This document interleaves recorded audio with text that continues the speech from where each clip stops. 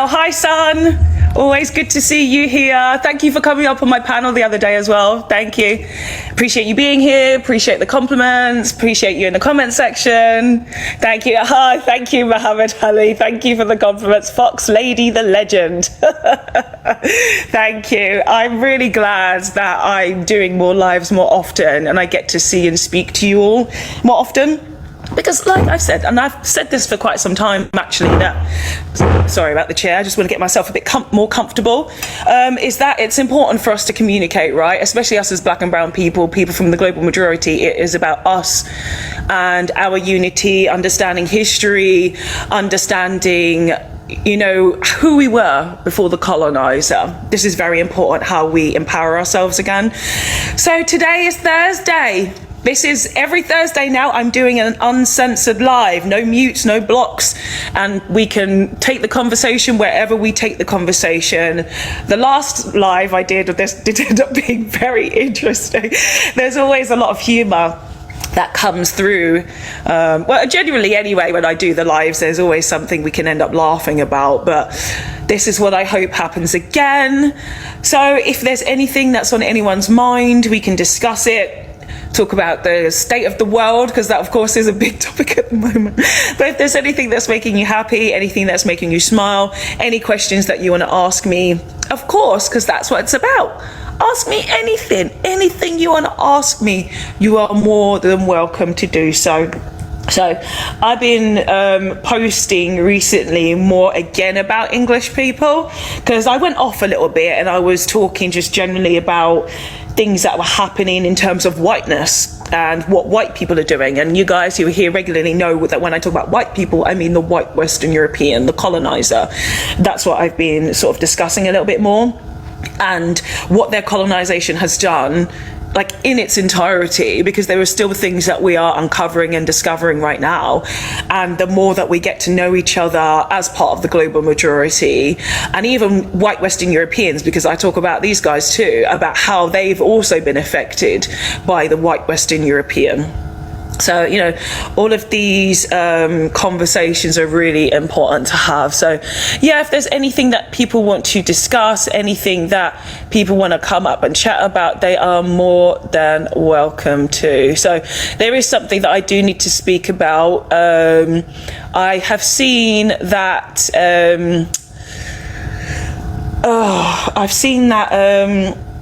there is going to be some really interesting things, more things coming about the Henry Novak and Vikram Digwa case.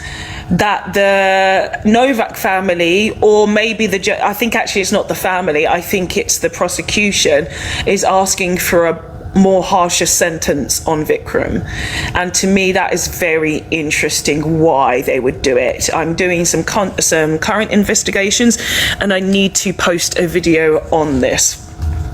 I believe in truth and justice for all. I do not discriminate in anybody. Unfortunately, we live in a very discriminatory country. Well, I don't anymore, but the UK is very discriminatory, and it is very anti-black, anti-brown, anti-immigrant, anti-descendant of immigrants. So when we are being represented by this justice system, we should be able to be represented fairly across the board, and unfortunately that does not happen. So I'm going to be diving a little bit more into that case. Hi Johnny boy, good to see you. I hope you are well. Bollywood, are you actually on the panel? It is showing that you are here, but it's showing loading. Oh, hi, don't. Hello. Bollywood, I think come up again. If I just disconnect you, and then if you can come back up again, Bollywood. Because it was just showing loading. Yeah, let's try again. It's loading.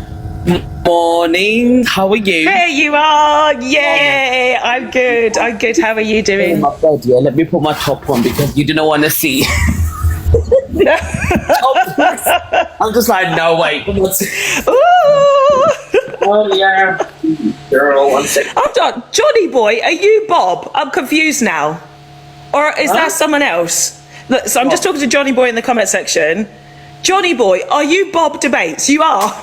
See, I can't, with these names and things everywhere, I don't know who's who.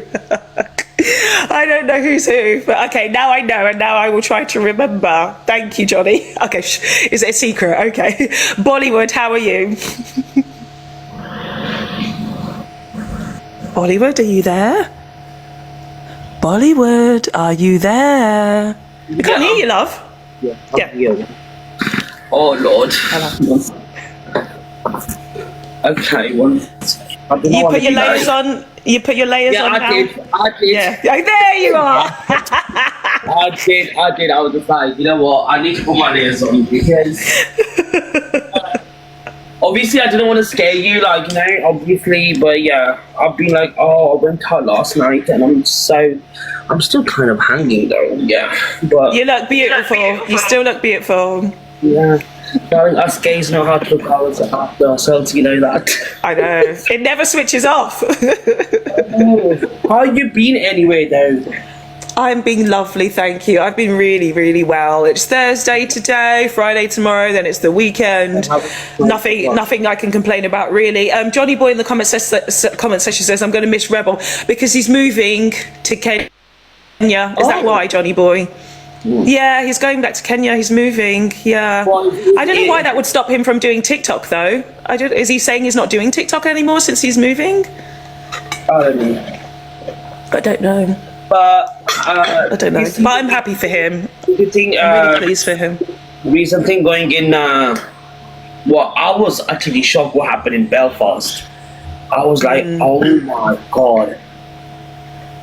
And did you hear the new news, by the way? There's 2 men in Preston. Sorry, say again? The two men in Preston unaliving a 13 men. Yes. Where's the outrage? The whole thing is, this is the thing. Crime happens amongst white people all of the time, and we're very aware of this. We're very, very aware. The white English people, because, you know, we talk a lot about English, we're very aware. They don't want to accept it because they know that they're the bad guys, and it's too hard to accept when your history and culture has told you that you're the saviors of humanity. Hi, Eva. Good to see you. So it's too difficult, and I think what makes it very sad for me to watch is this morning.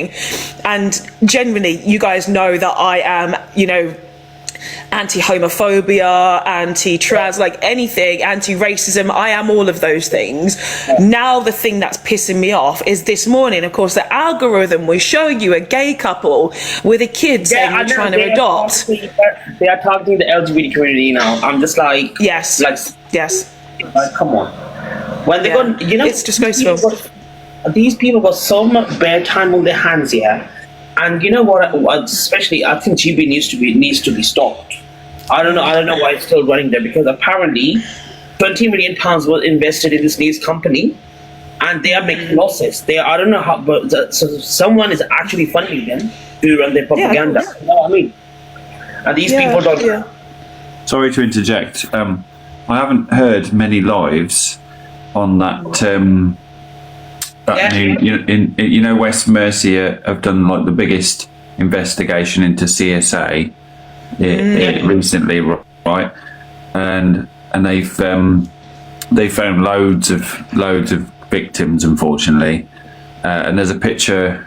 It's on my phone, but do you think I can put it on my background? It's not. It's not horrible. Yes, the actual criminals, 20 of them has been posted, and it's been saying anything about them. You know what I mean? Yeah. Gee, I've not seen this. I've not. This is some of them. Okay. All of them, 20 people. Yeah, exactly. The big report. Yeah. It won't show them all, but there's loads, 20. Man. Yes. And not a peep from the usual suspects. Yeah. Sorry, thanks for that. Yeah, thank you. I did a video yesterday or the day before about the PDF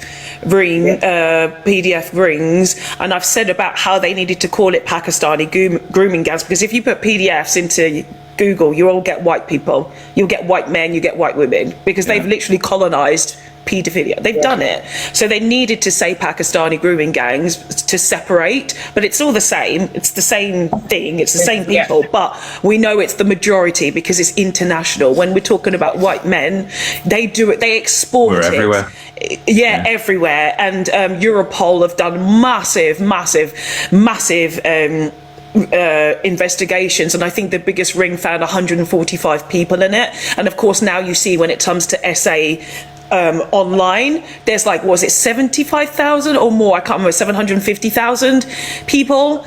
So it's disgusting. It's absolutely gross. And this is where people need to understand the UK or understand whiteness as a construct.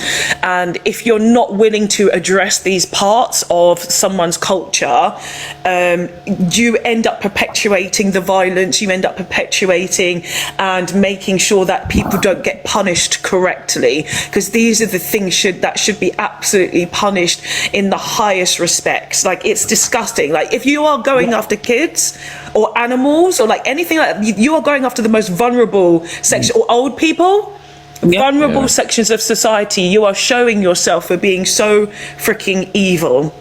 So thank you. Do you want to read that? Yeah. Do you want to read it out for us, Johnny? 21 evil faces behind the biggest. Oh God. Yeah. Sorry. Why is that stuck on my screen? 1 second. Yeah. I hate adverts. There we go.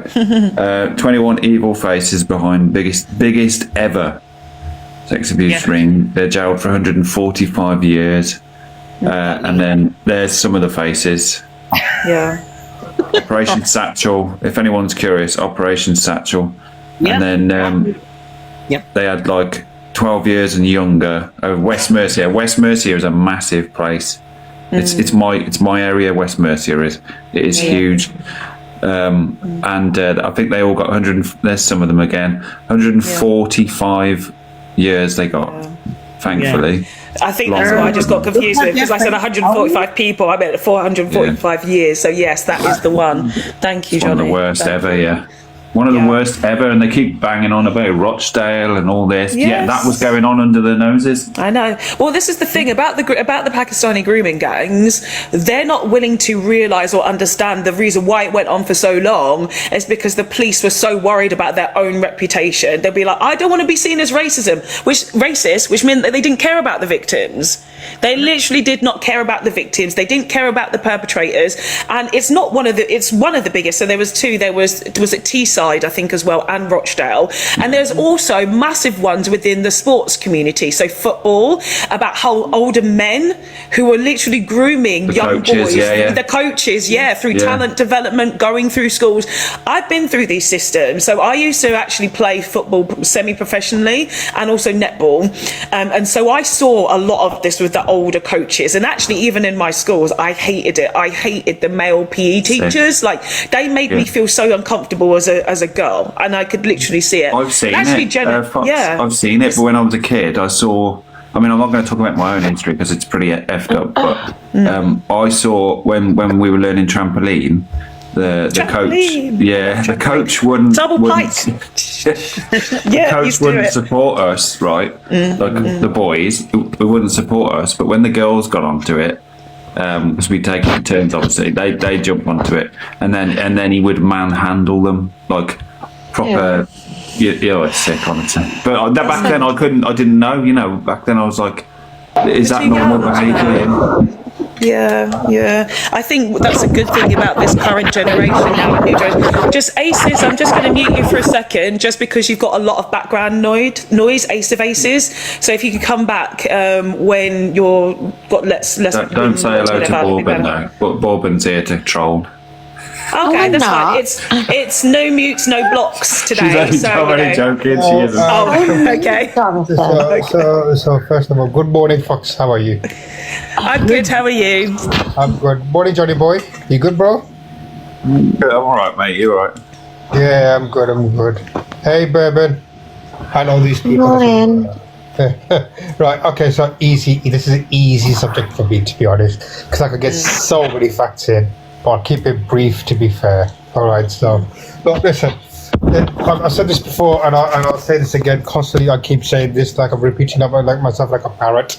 It's basically, listen. The one thing that shocks me again and again and again: if an ethnic minority that commits a crime of SA or child exploitation or whatever you want to say, how you wish to understand it, you know what I mean?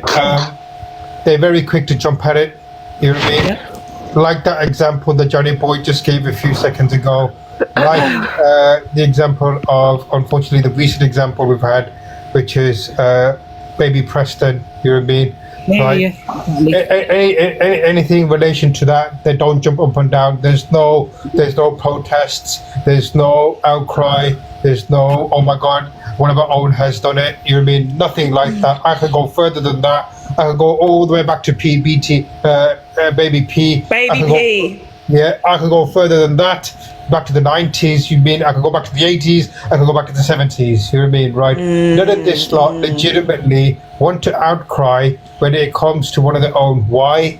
Because it does not fit their narrative. All their narrative fits is ethnic minorities when they do it.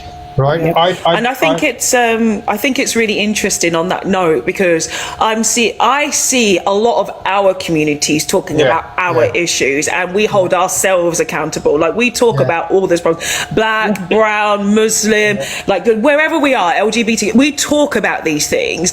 But if you're a straight white person, they find it very, very, especially straight white men, they cannot do it. I'll give you an example. Look, here's an example, Miss Fox. Right? Okay. So a few months ago, I did a panel on a YT grooming gang, which was from Liverpool, right? And I did some intensive research on it before I even did the panel.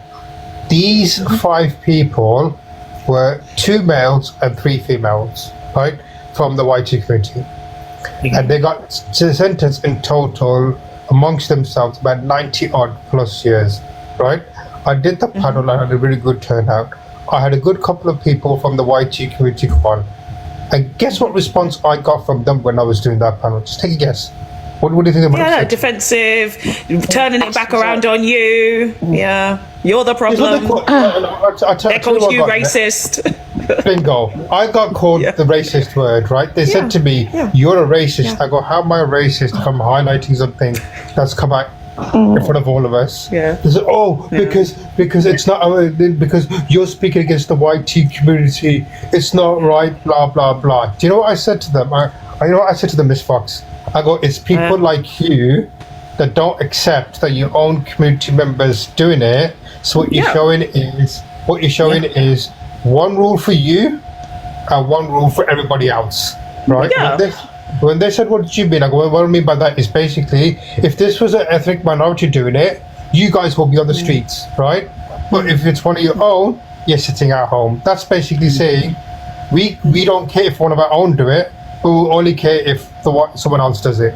And that's exactly what they're doing. It doesn't fit their narrative, right? So if it doesn't fit the narrative, why would they go on the streets and speak about it? They're too sensitive, and this is the thing. It's interesting to see. I always use that word a lot. Interesting. We are the generation now, the first generation actually really to hold white people accountable for their behaviour, and the first generation to see how they react to that, to see the defensiveness, to see the combativeness, and the fact that they're so quick now to accept that all of a sudden racism exists. But it only exists because they experience it now, not us. Like, we've been talking about all the racism they did and they created it, and now all of a sudden our experiences are just fake. It's but they're the ones that are experiencing the most racism now. Oh, woe is! We should all feel sorry for the white people because it's so terrible everything they're going through.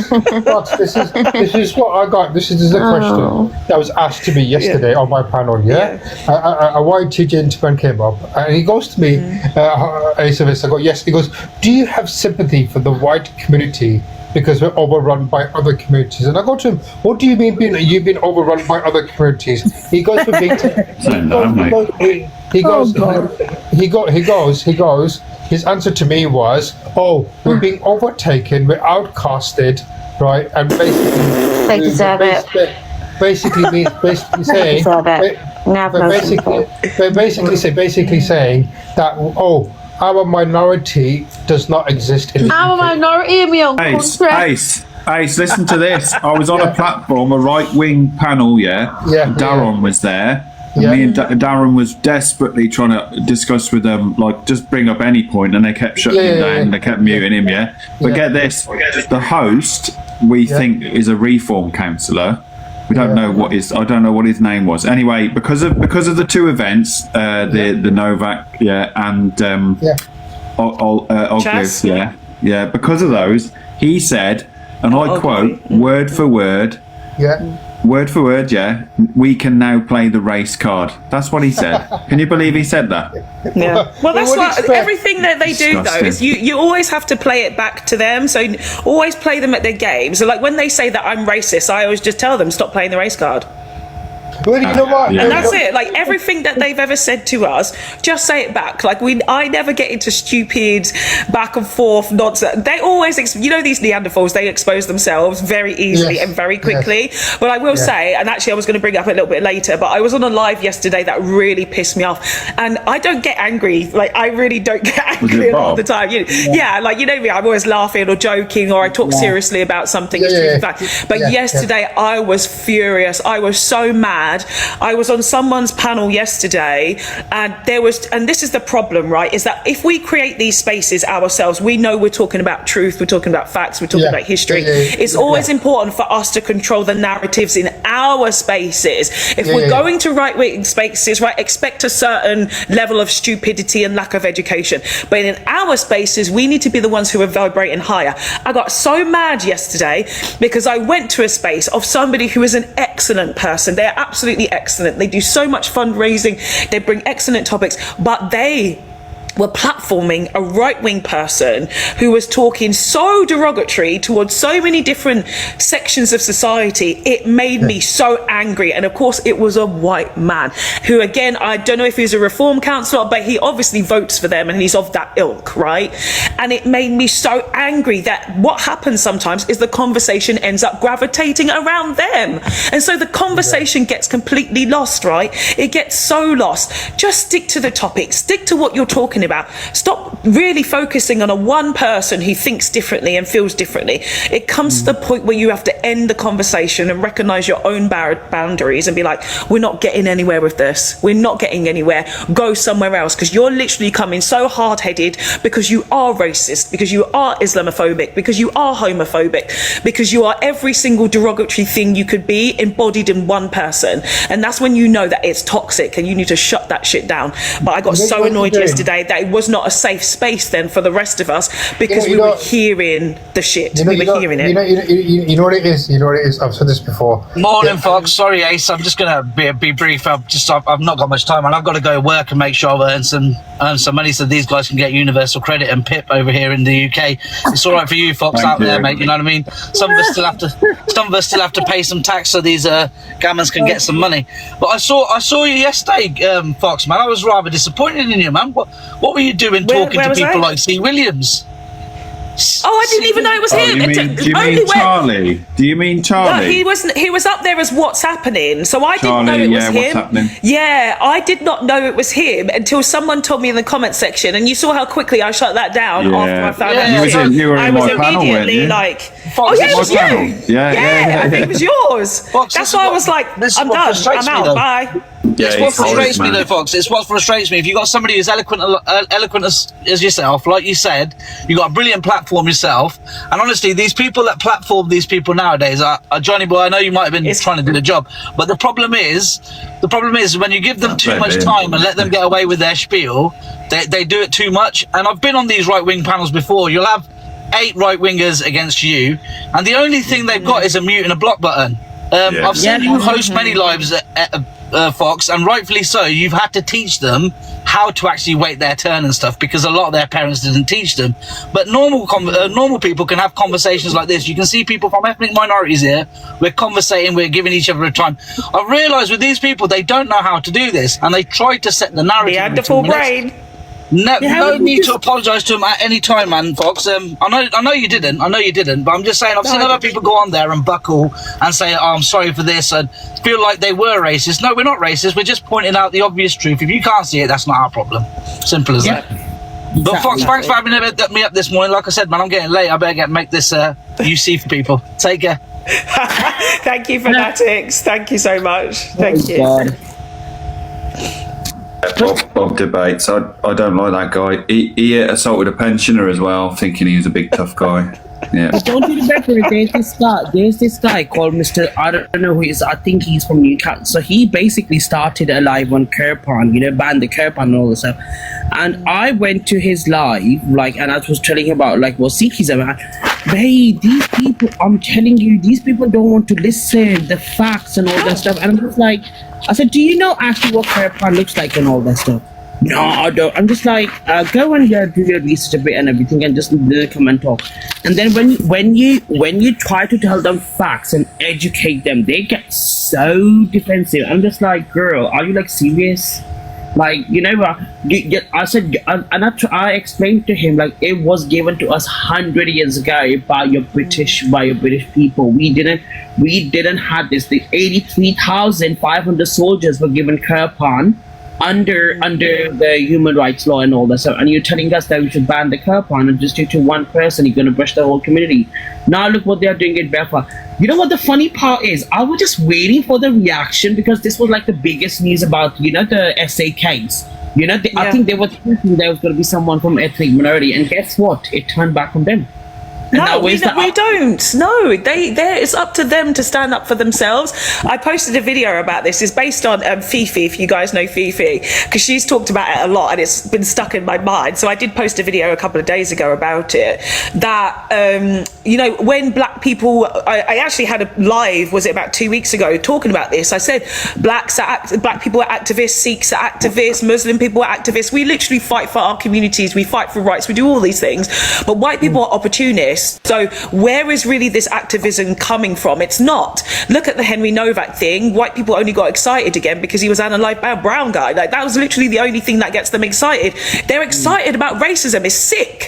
It is absolutely sick. If you're excited by this and the fact that he lost his life due to this, you are sick. You're weaponizing it. You're using it as an opportunity to claim patriotism. This is not patriotism, because we're all very aware that you lot hated Eastern Europeans with a passion. Hated them, and all of a sudden he's a white boy, he's British, it doesn't matter now, and you're trying to rally other white people around the world, but you've got nobody from the global majority standing with you. Nobody. You are on your own. There is no allyship, there is no support, but you of course always have your little token black or brown people in there. The lost sheep will always exist from our communities, but it's sad. Did you see my video Nigel Farage's tweet about Sarah Edward case? No, I haven't seen that. Is it on your page? Yeah, it's on my page, yeah. So Sarah Edward, obviously was done by the police and all that. She got murdered. Sarah Everard. Nigel Farage said that this shouldn't be taken as a hatred and all that stuff. But suddenly now Henry, so basically he doesn't care about women. So he just cares about his propaganda, how to ignite people on pure. It's I don't know. It's just if I see him, I would probably. I don't want to say that word to get your life banned, but I know. Don't do things that will get you in trouble. Don't say things. Just think it in your head and know that we are with you. Yeah. I've got to drop, folks. Sorry. Okay. Sorry. Thank you, Johnny. Thank you. I think what's really interesting is I'm seeing, if you guys have seen, I need to do a live on this actually, maybe tomorrow I'll do it, about this. What's it? I've never even heard of this kid, Young Bob. Have you seen this? There's a kid called Young Bob. Okay, so this Young Bob is basically like a young UK Charlie Kirk, right? So he's going around. Have you seen it? The kid. Well, he was done in Manchester, girl. I was laughing. I was just like, so. Same. Mr. Patrick, who is such a racist bastard, yeah. I'm sorry for my language. Patrick Christie, is it Patrick Christie? Yeah, whatever his name is. And then he was okay, the funny part, I will tell two facts about him. So when India launched their satellite on the south pole of the moon, yeah, he got so jealous. He was like, "Oh, India has the money to land the satellite on the moon. Gives us our 14 billion pound aid, foreign aid, which you can get." And I'm just like, you know what? You're talking about 14 billion pound. What about 45 trillion? You literally stole from India. Second of all, then he came for pom-pom juice. You remember the pomegranate juice? Like, and that shop, the store. Yeah. And they tried to say it's like money laundering or something because it just sells pomegranate. Yeah, I saw that. So one of their food critics, blogger, went to the shop. And did their research. They are making 30,000 pounds a week or something, like a day or something, because they are selling like a small one for £5, a big one for £6, there's two for 18. So they are making money, to be honest, right? And then he had the audacity to bloody interview this kid Bob, and it was so funny though. It was like all the kids, like black and brown and white, they were literally So tell me what, because I've only seen the aftermath of him getting like his ass handed to him. Like, we've been talking about this a lot recently. Fuck around and find out. Seeing his little tears on the floor finished me off. I watched that clip probably like 5 times. White boys, stop messing with black and brown people. Stop doing it. And so why was he there? Like, what was he doing? Tell me again. He was talking about immigrants again. Simple as, like you're talking about the same discussion what Charlie Kirk has, like having holding a table, and and the funny part is he was actually having a conversation with a French guy as well, because he had a thick accent and all that stuff, and I'm just like, not again. And you're in Manchester as well, which is like so diverse. Yeah. When I saw those kids beat him up. These people just go to those places where they know they're gonna get views and all that stuff, blah blah blah, and then guess what happens? You get beaten up, simple as that. And I don't feel sorry. No, we don't feel sorry for these people. Like, this is what white entitlement looks like. It literally looks like this. If you think you can say this kind of shit and behave the way that you behave, our generation, like, it skipped our parents, like our parents, grandparents' generation. They're the ones that had to assimilate. They're the ones that had to be all like, oh, yes, sir, we will keep quiet. We'll make sure that we're not unsettling people. We'll accept all the racism. We'll accept all the bullshit. We'll accept all the discrimination. Our generation don't play like that. We don't play. The next generation underneath, we ain't the same. We are not the same. If you say something, we will come for you. We will say the same shit back to you, and then you will run away with your tail between your legs. But if you push it too hard, you would have fucked around and found out. Like, these people keep saying, oh, Fox, you keep saying fuck around and fuck. Yeah. It's been a saying for quite some time. Clearly, you guys didn't get the memo. You guys don't understand that. But you're going to understand now. You can't antagonize people. Stop bullying people. You guys are the bullies. You are the world bullies. You are the bullies of the entire world. And your offspring have always been bullies. Always been bullies as well. Yeah. It ain't going to be like that anymore. They killed... Sorry, they killed 55 million people all over the world while they were called out. What about that? And you know what? They're part of the group that killed 500 million. White Western Europeans, 500 million, including their own during World War I and II. But coming back to that, you know what? I don't know, Fox. Like, mine or your algorithms, or it just came off for you. I couldn't stop laughing. It was brilliant. If you guys haven't seen it, please go and look it up. It's also on my other account on the reposts as well. Please go and look at that little boy and his little tears, like him literally and he's sitting on the floor like this, and then and you know what the funny part is, it's unacceptable what happened. It shouldn't be happening, but you asked for it and you were dying. You asked for it. That's it. You're dying for it. You want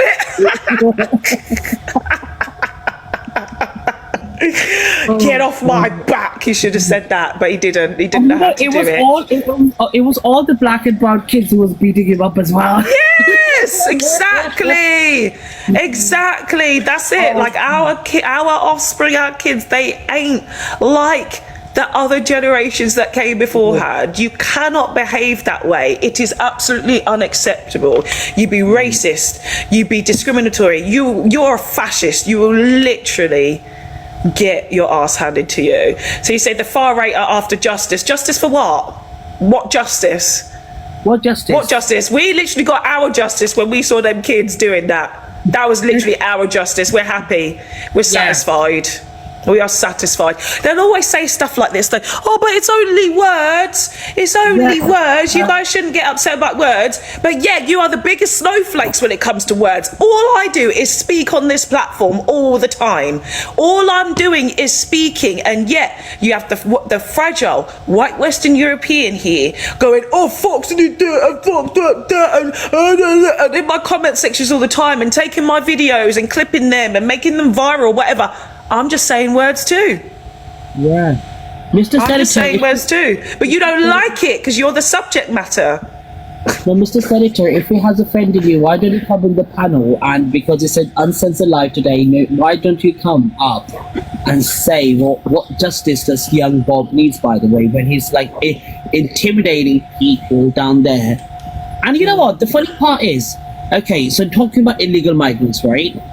Okay, they come here. I can understand that. I know it's a problem, but it's not that of a problem the way the media has done it. And you know what? They're not even getting any money or whatsoever. You know, people say they're getting phones, this and that, blah, blah, blah. No, it's charities that have risen money to give some of these people a leg up. Because guess why? Charities generally have hearts. They generally have empathy. They generally actually want to help humanity. That's why they get phones and some things.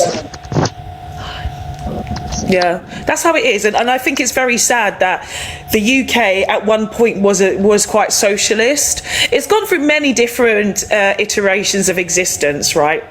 After the Second World War, the benefit system was literally set up because they realised that, millions of people were harmed. People lost their legs, they lost their lives. They needed to actually help countrymen get back on their feet. It's the wrong word to say because I've just said they lost their legs, but tried to get them back up, working, etc., or to support them. So that's why the benefit system came about, right?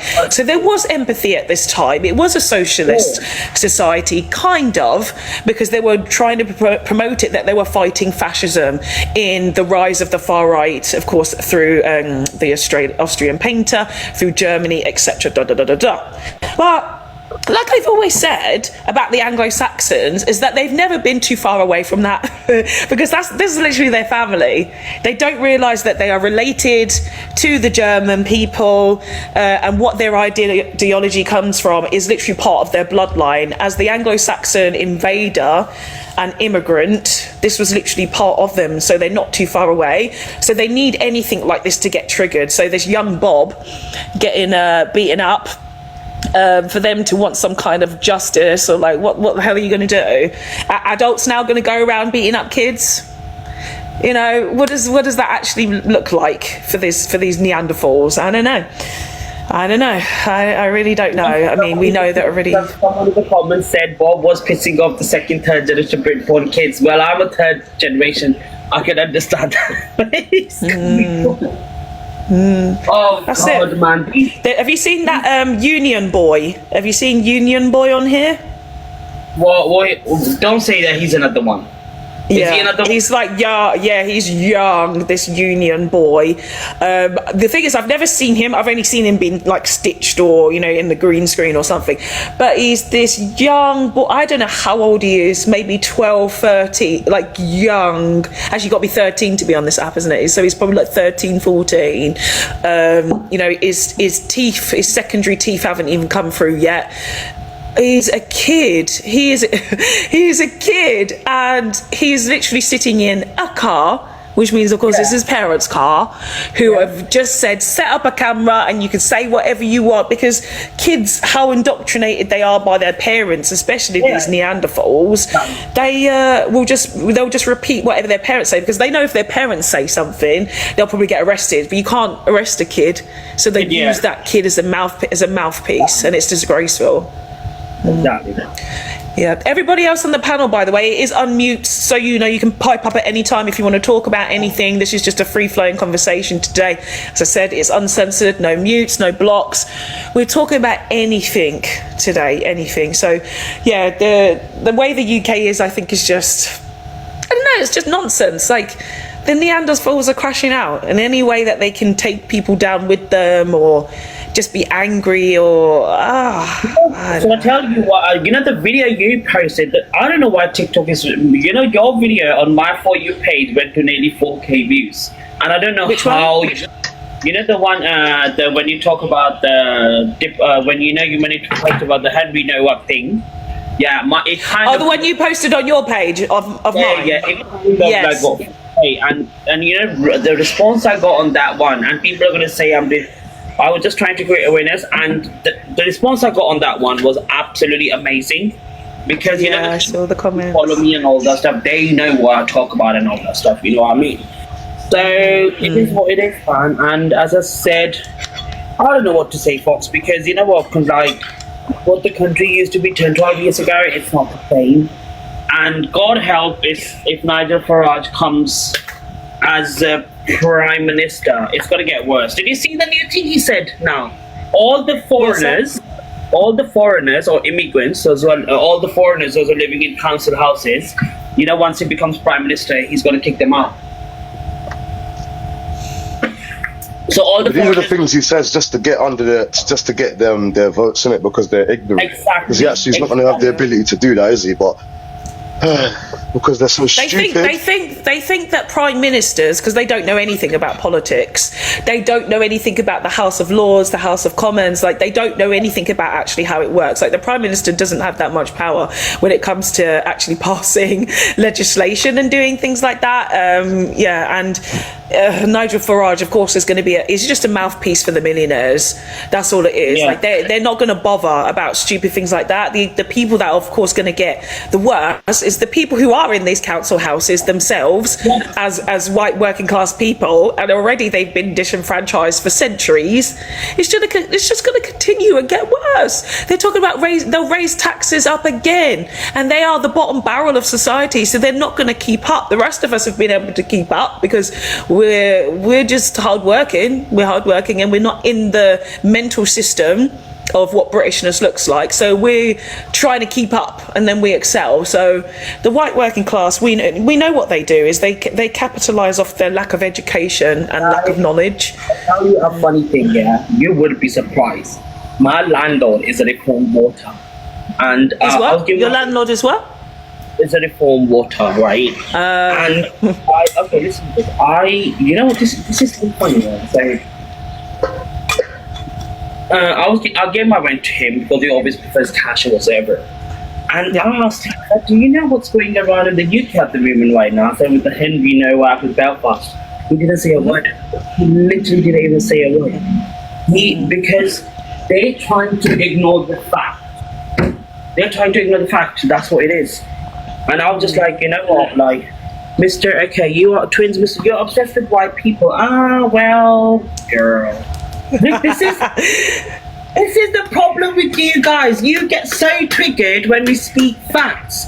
You know how bad it is, man. Like, this is the best time now, right? I just literally did a rant the other day, right? And I've not even got a large following. I'm just a musician, a small creator on Instagram, right? All I said was, fuck the racist, right? So tell me why I've got 20,000 views, 1,000 racist, and they're not stopping. It's like 3-4 days ago. On to me. What they don't understand is that people like us with very, very high racial self-esteem. You can't you can't make me feel bad about myself by being rich. I don't know, but I'm sorry to my fellow other black people, because obviously some people don't have the backbone I do, but it literally entertains me, innit? Because this makes you just look also stupid, innit? But like I was going to follow up with, like, especially because how they see racism, especially how they see racism, right? They say that anyone can be racist. So if white people are triggered by the racist thing, they put that label upon themselves. Yeah, exactly. Twins, if you had that much of a problem, why don't you come in the panel and let us know that why we are? Yeah, I'm trying to invite the twins up, but twins is not coming up. Well, they're not showing. No, they got no legs to stand for their argument. That's the problem. That's the problem. This is the thing, right? Is that we have the ability to talk about many different subjects. We're not obsessed with white people. We can just talk about you. Like, that's literally it. You're the ones who are obsessed with us, because guess what? This is a panel of very ethnically diverse people and an Eastern European person. Hi, Eva. And you are here in our space. So what are you talking about? Literally, what are you talking about? You are here, a black woman is running this space, and I'm pretty sure it's probably not the first time you've been in my space as well. So what are you talking about? Yeah. That's it. Sweep out with the racist. You can get that broom out and sweep away that racist. Sweep away the racist. You know what's so funny though? Do you know what's so funny with these people? Why they're so stupid, right? So, okay, simple as this. You see a riot and they're stopping cars because they're trying to find black and brown people. They're knocking down houses and burning houses. Okay, so if I complain about that and then you guys say, oh, stop talking about us. You're the ones actually saying that white people are racist, not me, you know. By even defending that, you're inadvertently saying that. Off top, like, look at the reaction about, the SA case which was going to get investigated, and all of the 21 victims, all the 21 culprits are them. What they have to say about that? Yeah. Sorry, I need to do a live on this. I need to absolutely do a live on this. Bob, you go out there. Oh my God! You know what? There was this guy. Did you see that one of the guys that was at one of those marches, right, or riots, I should say? He literally was he was already charged. I don't know how he was out of jail for this. He beat his woman so bad, he took her teeth out and was force feeding her bleach. That was the guys that's talking about protecting our children. Sorry if I said too much. Was that recent case? No, last year case. He got 3 years. And she unalived herself. Oh my gosh, I didn't know that. I'm not sure if she unalived herself, but he's a nasty there was a case where it was really bad. Oh, we got a violation. Off top, sorry. Yeah, just your language off top, just for a minute. Just have to drop you down. And then I think you've got to wait or something and to come back up, or you have to go out of the live and come back in again. But I think it might be the case. Yeah, I saw it, and I think I did a video about it, just about domestic violence between women and men, that the partners do like mental torture, and they threaten. So sometimes it is verbal abuse, and then sometimes of course it's physical abuse, and of course it gets worse than that. But if it's the same case, that's literally what happened. He was forcing her, and he was really going at her, that she ended up unaliving herself, if that is the same case. But it was absolutely horrific when I read the story. Okay, thank you, Starman. Yeah, please do come in, because I think you've tried to come in a few times. My earrings are hurting me. I need to take them out. Oh, these are so hurting. They're so fabulous though, aren't they? But they're hurting. The other thing I was going to tell you, right? You know, where they're saying we are taking over the churches and all, and all that stuff. I'm just going to ask one thing, I have been to white people churches, I have been to black people churches, and hands on my heart, I love the way the black people church. It's such a vibe. You get so connected, and it's so good. And when you go to like a whitey church, girl, I'm just like, and this is the reason. It's depressing, darling. It's depressing, and if I said this, go on. And the funny part is, most of the churches are being turned into Gurdwara, because obviously, most of the churches have been turned into Gurdwara and mosques and all that stuff, because we have funding and all that stuff. You know what I mean? And can you tell me a little bit more about the Gurdwara? I don't know anything about it, or I don't know if other people know about it. Can you tell us a bit more about it? The Gurdwara is like, for us Sikh people, it's like a place of worship. And the main Gurdwara, like, you know, the one of the head Gurdwaras we have is the Golden Temple in Amritsar, which was founded by our fifth Guru. And you know what? The fifth Guru. And I will tell you, the first foundation brick was laid by a Muslim scholar. That's how we perceive religion. Like, we didn't have all this religion divides back in days. So our fifth Guru, Guru Arjan Dev Ji, had Sai Miyami, who was like a Muslim scholar. He had the first brick laid down by the Muslim scholar. And that's how, and the reason we have 4 doors to the Golden Temple, for people from all religion, whether they're Hindu, Sikh, Muslim or Christian, can come and worship. So that's our main Golden Temple. And then we have different Gurdwaras, like, you know, where the holy book is kept. That's it, yeah. Yeah. Thank you. Thank you very much for that. Thank you. Yeah, obviously, and unfortunately, the focus has been very much on the Sikh community for the past couple of weeks or so. But like I've said to you as well before, is that I hope now at least it's starting to feel like you don't have to defend yourself as much. I hope so. If it's not there yet, then, you know, I will of course continue to make sure that you feel that you don't have to defend yourself, because this is the thing that's pissing me off. And when I talked about that live I was on yesterday, it was actually a Muslim guy who was running the live. And because he was so focused on the right-wing person there, it was like, you're defending yourself. Don't defend yourself. Don't defend yourself, especially towards people who don't have a clue and don't want to understand you. You're supposed, and like, I wanted to be there to learn some shit, right? I want to learn about every single culture and group on this planet, but we can't learn about you if you're always thinking you have to defend your existence. Because if you're defending, you think that you don't have the right to be here amongst humanity. That's literally how it comes across. So you see me, I never defend blackness. I talk about my blackness. I never say, oh well, black people. No, especially when I know that there's white faces around here. There's white people be like, but you Host. I don't cater for you. Leighton, good to see you today. How are you? Have you heard about the 2 men that unalived the baby? Yeah, we've talked about it a little bit, and in the comment section Dolly is so also how just could these brought it people up. you know, how could these people be talking about other people and look what their people? Why don't they march for that? They don't care. This is the whole thing, and this is what we're understanding about the Neanderthal. They don't have the ability to care. I also say that they have the white devil that lives inside of them as well. So it depends on what situation that the white devil gets activated. So when a black and brown person, or mainly a black person, or maybe a black woman in the form of me, talks, the white devil gets really activated, and it's like, I don't like that lady because she's exposing me.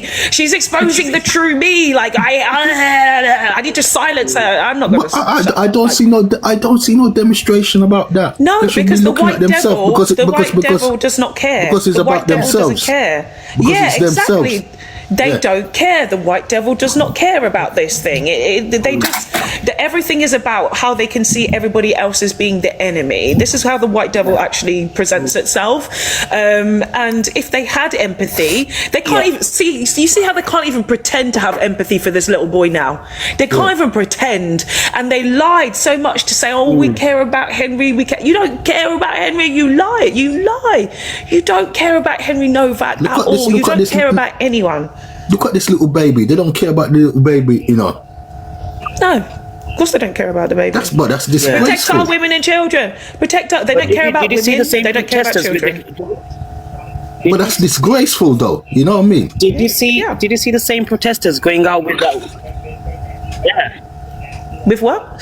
Did you see the same protesters going out there and with the kind of red stripes and Stella in their hands and protesting outside? No, you don't see that. No. They're the same. All they treat these out is like days out. Yeah, they're like basically, I'll bring my family. And I've noticed the newspaper's not putting it out on the news. No. Yeah, of course not. They're not making the news out of it. No, not even Farage is not saying anything. Not even the crook Farage is saying anything about it. Yeah. I'm going to bring in Starman as well. Starman, are you there? Because Starman's been waiting for some time. Starman, are you there? Yeah. Greetings. Yeah. Hello. Fox. Greetings, everybody. Hi. Thanks for bringing me up stage. But yeah, talking about the people who pretty much caused the current situation of the planet today. I think they are a people who have become acculturated in psychopathy. Yes. They don't only have a psychosis, but if you study their history from, especially from the Yamnaya expansion, you understand that basically, if you study their history from the Yamnaya expansion 6,000 years ago, or if you're an alien with your spaceship in orbit, watching human history for the past 6,000 years, you understand that some people became psychopaths and their culture fostered psychopathy. Their culture allowed the psychopaths to rise easily to the top. In fact, the king is the ultimate psycho. I mean, you know, when you have a man who's ready to unalive his father or his brothers just to put a piece of metal on his head and sit on a carved piece of chair, that is psychopathy. Yeah. Do you know what I say, Starman? I say that they are a nation of sociopaths and narcissists with psychotic ancestors, because it has continued, hasn't it? Yes, yes. In fact, I have a saying that the history of kings, presidents, and CEOs is a history of psychopathy and psychopaths. Like, and the last 500 years has been dominated by kings, and presidents. Also, can I just finish? Look at the king. He's sending his child to Eton. He's not sending him to a public school. He's sending him to Eton. So they have a very the class system starts from the education system.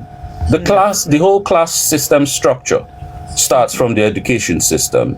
Yeah. About 4% of British society is educated to be leaders. They only go to Eton and Victory College. Pretty much almost all the prime ministers have come from these two colleges. About 23% is educated for to be middle class, to manage the rest of us. And then the remaining 63% is educated just to put the bolts together, basically just to read the manual and cobble the bits on the shop floor together. That's it. And when that's they how capitalist societies work. We need to have the minions in order for the rich to get rich, and not educate them, give them the bare minimum, give them scraps, and make them feel grateful for those scraps. Just like a feudal society. There is no, in fact, capitalism and feudalism, who are they fooling? There's no difference. Capitalism is feudalism on steroids. And to show you, and man, I've been saying this for years, to show you that capitalism was just feudalism rebranded, why are they now talking about techno-feudalism? What's feudalism? I don't know what that is. What's feudalism? So feudalism is a structure where power is centralized with the king. So in a feudal society, you have the king, and then under him you have the barons and all the titled men, and then under them you have the knights, the enforcers, and then under the knights you have the peasants, and then under the peasants you have the slaves. It's like a triangle. It's the same thing. In a capitalist society, at the top you have the CEO, and don't be fooled, the CEO is not democratic. Don't that bullshit that capitalism fosters democracy is bullshit. It's not democratic in any way, shape or form. The CEO does not call you into his office. All the shop workers, right? Okay, we're about to make a decision. What do you think, Bolly? What do you think, Fox? Nah, he don't give a shit. And then under him, you have the shareholders, the barons. Under them, you have the managers, the enforcers. Under them, you have the shop floor workers.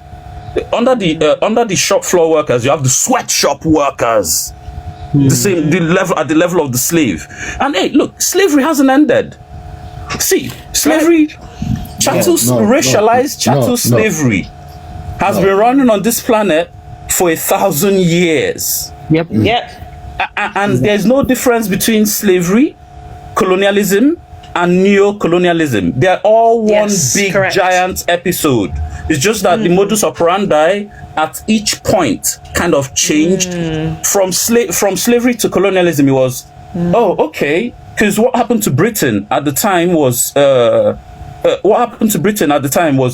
similar to what happened to Spain when Spain was ravaging through the Americas. Where after plundering all the gold and realize, oh, no more gold. Okay, what do we take? Then they start seeing all the other things: potatoes, bananas, tomatoes, the so-called cash crop they now export. But anyway, it was a similar thing with Britain. With Britain, after Haiti, the Haitian revolution, and they realized this whole thing, oh man, is made the model of slavery expensive because it inspired revolts everywhere, which was what they didn't want. They didn't want Haiti giving black people ideas of sovereignty and freedom. Yeah. Yes. And if you know about Biafra, a similar thing that happened to what happened to Biafra was just what happened to Haiti. You know, during the Haitian War, when the Haitian Revolution, when the Haitians kicked out the French, and this was Napoleon's army. The first people to defeat a Napoleonic army was a bunch of black people. Napoleon went mad. In any war that you can think of, that's what happened. Every time the white Western European came to our lands, we defeated them, and that's why they had to get the pew pew. That was the only way that they could defeat us. We were very good, like tactically, with knowledge and with actual economic warfare. Like that's how we were doing it. We were doing things in that way. And we're fighting. They say, "Oh, you were fighting us with sticks." Yeah, we bloody beat you with sticks. For God's sake, that should be embarrassing for you. We beat you with sticks, but we had amazing weaponry at that time. Though we had so much iron smelting, incredible weapons of war. But you guys were not good at hand-to-hand combat. You had to go back and cheat. Because you Neanderthals didn't know how to actually improve your own combat skills, and that's why you didn't win anything. You just won at being the most barbaric. To what you just said about us fighting back, we actually fought. Of everybody that got colonized, nobody fought as hard as the Africans. Yeah. There's a reason why of 4 other people's continents, 3 of those continents have been stolen by Europeans. Only the Africans are still largely on their continent, even though they've been kind of put in this colonial prison arrested development. They've stolen the 2 Americas. They now control those from the indigenous people. They've stolen Australia. And they were in the process of stealing Africa too. Why do you think they were moving en masse to places like Zimbabwe and just creating their own countries in the middle of other people's lands?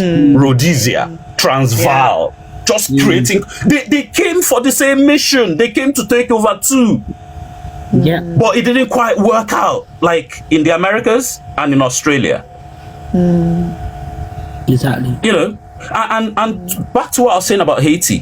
When the Napoleon's army was defeated in Haiti, this was just as the Napoleonic Wars started. Do you know that they suspended the Napoleonic Wars?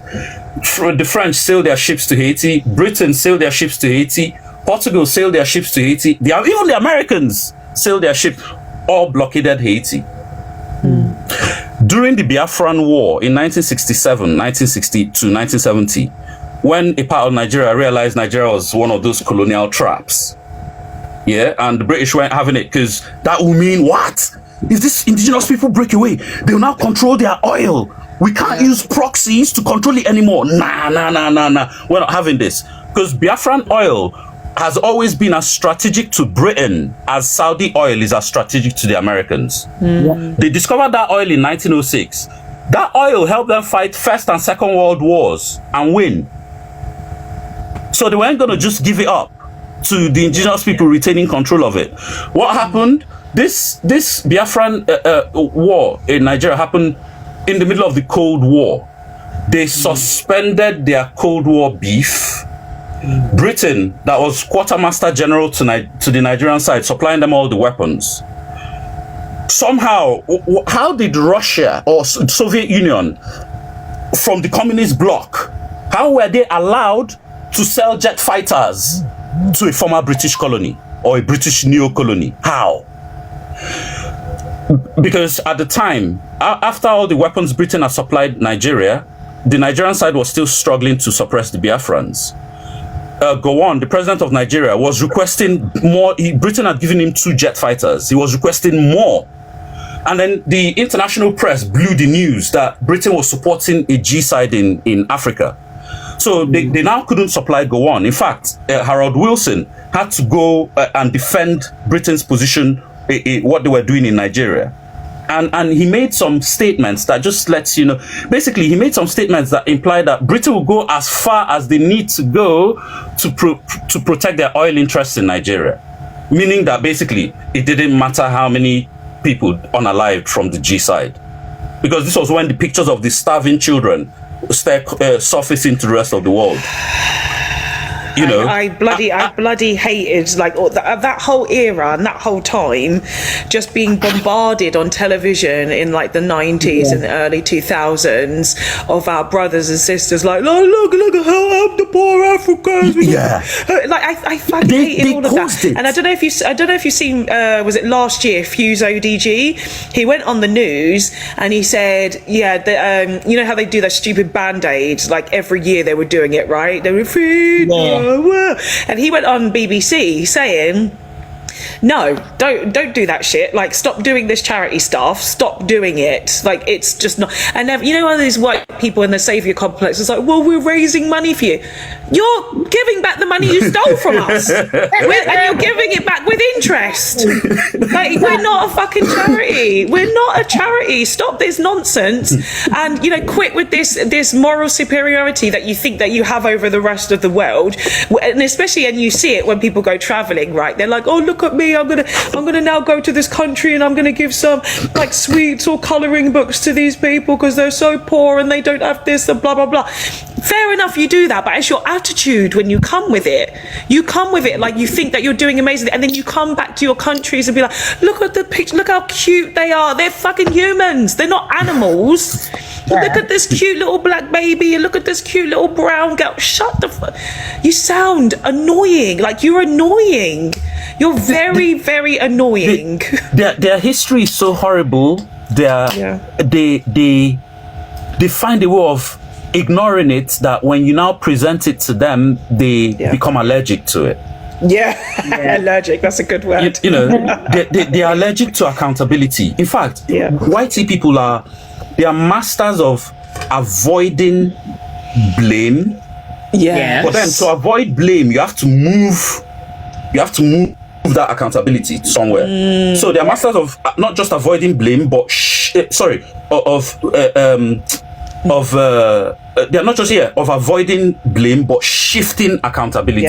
It's the remnants of the narcissistic personality trait, and we've talked about Darvo quite a bit here. What is it? Defect, attack, avoid. I can't remember, but you know, it's Darvo, and it basically ends up, if you bring a problem to them, they see you as a problem and then they end up attacking you, and that's quite a narcissistic personality trait to have. So you have to be able to be very aware of how to fight narcissists. Like, thankfully I've had quite a lot of experience on how to do it, and like, these guys know, and they've seen some of the things that I've had to go through as being a black outspoken woman on this platform, making English people the subject matter and white Western Europeans. And you see me, I'm not affected by nothing. Like, they come in, they say all kinds of shit, and I'm like, you know, it's like you're not doing anything, you're not saying anything, and that's part of the reason why actually I started to do an Uncensored live every week, is so that they can come here and crash out and see actually black and brown people, we're more empowered when we don't respond to their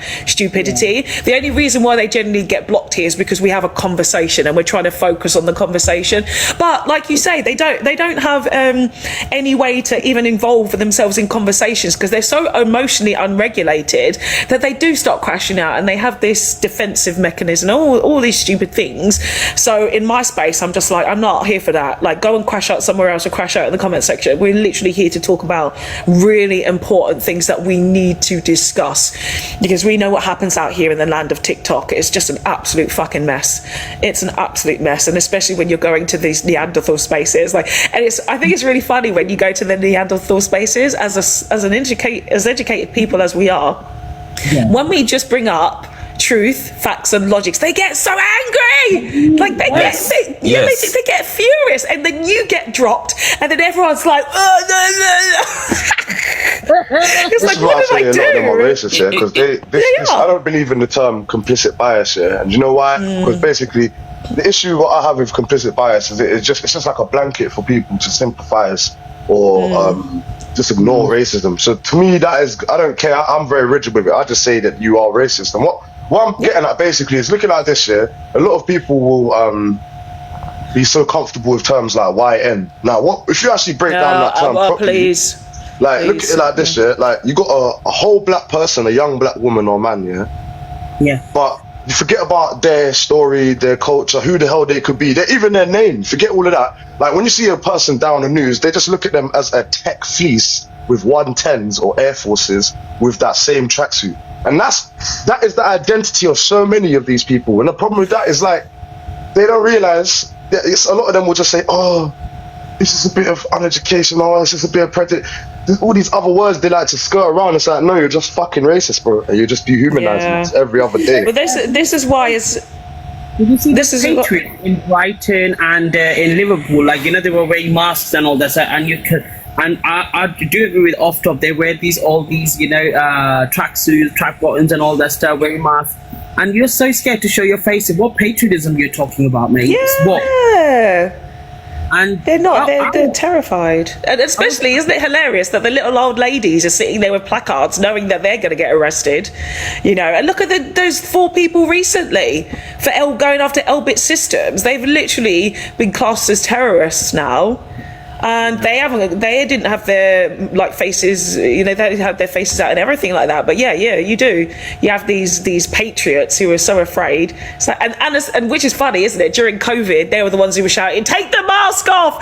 Take the mask off!" And so we could breathe all over each other and get the flu in a very bad way, and people could die and like, now you're putting your mask on. Let me. If you guys don't mind, let me give you a master class in avoiding blame and shifting accountability. Okay. So whitey people told black people, and in fact, sadly, some black people push this narrative too. And this is one thing white people are able to do. Did you see that lady on top of Robinson? You know, because based and bougie, and bougie. Because basically, I think what black people have been under for the past 500 years, at the hands of whitey people, they've turned us into the greatest social engineering experiment ever in human history.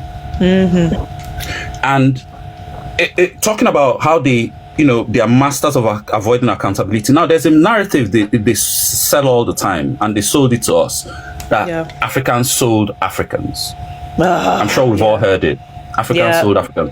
Now, that narratives like this, I call them white lies. What is a white lie? A white lie is a very short phrase, usually 3, 4, 5 words long, very simplistic, very easy to internalize and not question or push back. Yes. And this is how they love a short little slogan. Like, they love it. If they can latch onto it, stop the boats. That's easy. Guys, that's 3 words. I can remember it, because if you give me more words, I won't remember it. Right. And they are masters of coining these phrases. They are elites. Are masters of coining these phrases to program the masses. They are masses. Yes. It requires no more critical thinking. Exactly. You don't need to think. Just internalize the statement.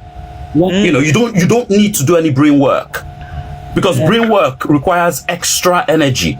You know, the brain already runs on 20% of all the energy you digest from food, which is the highest in the animal kingdom. So, and that's why people get addicted to all this daytime TV where they just sit down like drones and just laugh or feel sad or just emote, you know. So Africans sold Africans. They used 3 words to summarize 350 years of horrible history. And not even 3 words, 2, one of which they repeat twice.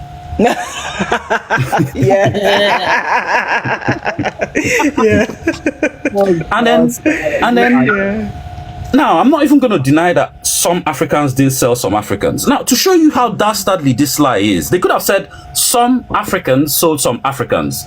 Then you won't hear me saying this today. But they just went blatant, Africans sold Africans. What they did here, was to get the grape victim to blame herself. In fact, it's evil genius. Evil genius. They got the great victim, Africans, to start blaming themselves, other Africans. And have you noticed how, in that whole narrative, summarizing a slave trade, which they were central to, in fact, the demand was coming from them. Yep. As the Arabs had their own demand with instituted demand, the trans-Saharan slave trade, they had their own instituted demand, the transatlantic slave trade. Before those two came, Africans never had an instituted trans-African slave trade. Anybody that has the evidence, please bring it to me. I've been asking this question for the past 5-6 years now. Now, for such a narrative, and a narrative which they were central to, they created, if they didn't come, there would have been no transatlantic slave trade. Have you noticed how there's no European anywhere in that narrative? Africans sold Africans. No European anywhere there. And they now got the great victim to start blaming themselves. But it goes further. Now, this same logic they use for Africans, since they write the history, why didn't they use the same logic for themselves? Well, I do. Because everything we have to do is turn it back around and then it's like, well, Europeans were selling Europeans. Hello, remember the Romans or the British? They traded. And so we learned it from you. Thank you so much. And that's how I shut down the conversation real quick. Because you know, I could use the same logic on them and say, well, Europeans unalived the small hats. Yes. And if you look at the history, it's true. They will let the small hats in, especially like when their kings were broke after all their warring, all the crusades. They were broke. They will let the small hats in, lend us money. When they can't pay, they will claim blood libel. Oh, we saw them sacrificing a child, and then they will chase them out. They have this history of chasing people out.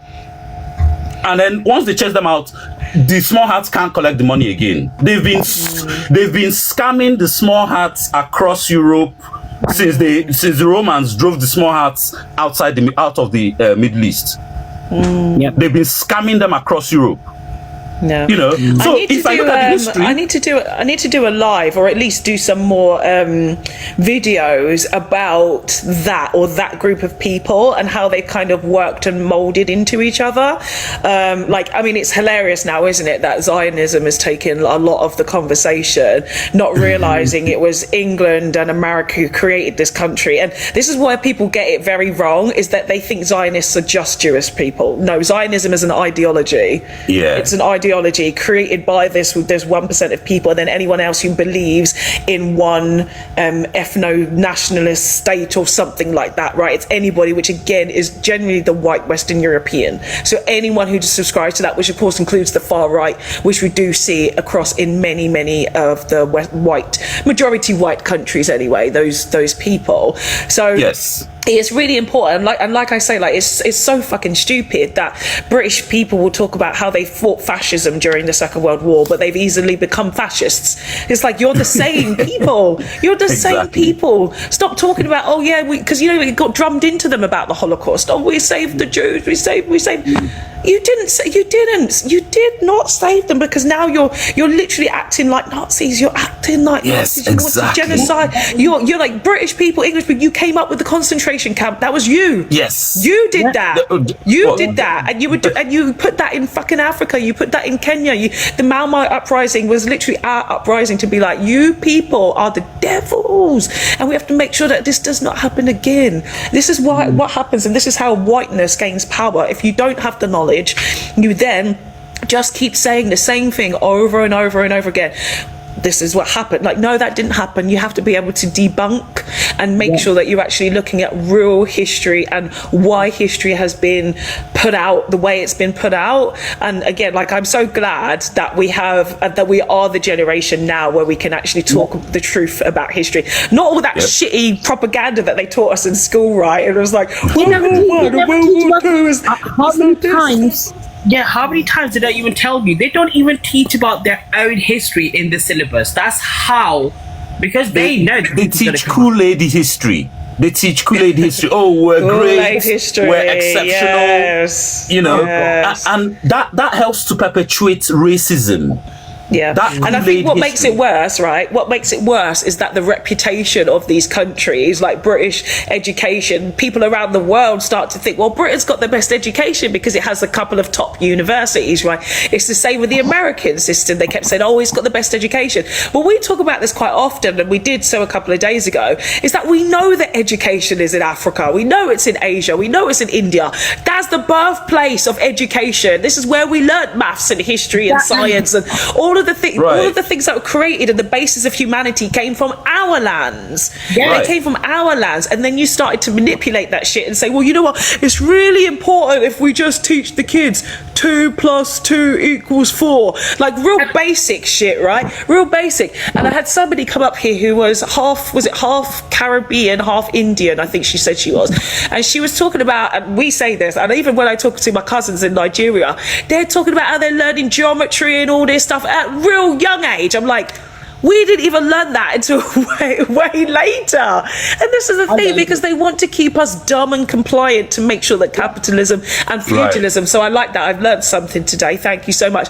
Keeps going. They need these systems to keep going. And that's why they get very threatened by people who are waking up. Like this era is the worst era for them, because we're not backing down from this. We're really coming together. They can't stop social media. You see how they tried to ban TikTok, and they've tried to say, oh, you can't say this. I mean, this is my 5th account, right? So this is how many times I've been banned on this platform. They tried to stop the conversation, but they cannot stop the conversation. They're trying to imprison people, but we're seeing people get imprisoned for certain things. That's not going to stop anybody. We cannot be stopped in this day and age. They're really trying so hard. So now they're like, oh, well, how do we stop black and brown people again? I know, we need to have a civil war, because like that's worked before, but it's never worked before. This is the thing they keep forgetting. There's always been revolution. This is the part that they write out of their own history books. They write out the revolution. And this is why we talk about that young Bob. He wasn't aware that we have to fight back. Charlie Kirk wasn't aware that there is a fight back. Like Henry Novak ain't aware that there's a fight back. They're not aware that there is the fight back, and that's why they get so bold in their mouths. And it's like, we need to stop that now. And we tell them, we give them the warning. But if they don't heed the warning, that's what happens. They fuck around and find out. But they expect us to be in our place. But let me quickly just even land. So, you know, they'll, you know, I could apply the same logic to them and say, look, guys, Europeans unalive the small hats. But they never say this. Yeah. They never implicate themselves. They don't even say Germans unalive the small hats. Instead, they create what sounds like a fringe group. The NAZIs unalive the Germans. That's how far they go to avoid accountability with their own narrative. But with our narrative, they get the great victim to blame themselves. They literally just shift blame. And look, I keep telling people, these guys haven't changed. And I'll land with this even. These guys haven't changed. 200 years ago, 200 years ago, they were telling us we're 3/5 of a human. Today, and it was Today, they are telling us that our IQ is just slightly above or slightly below retardation. Guys, what's the difference? What's the difference? Is that not two roundabout ways of telling me I'm a subhuman?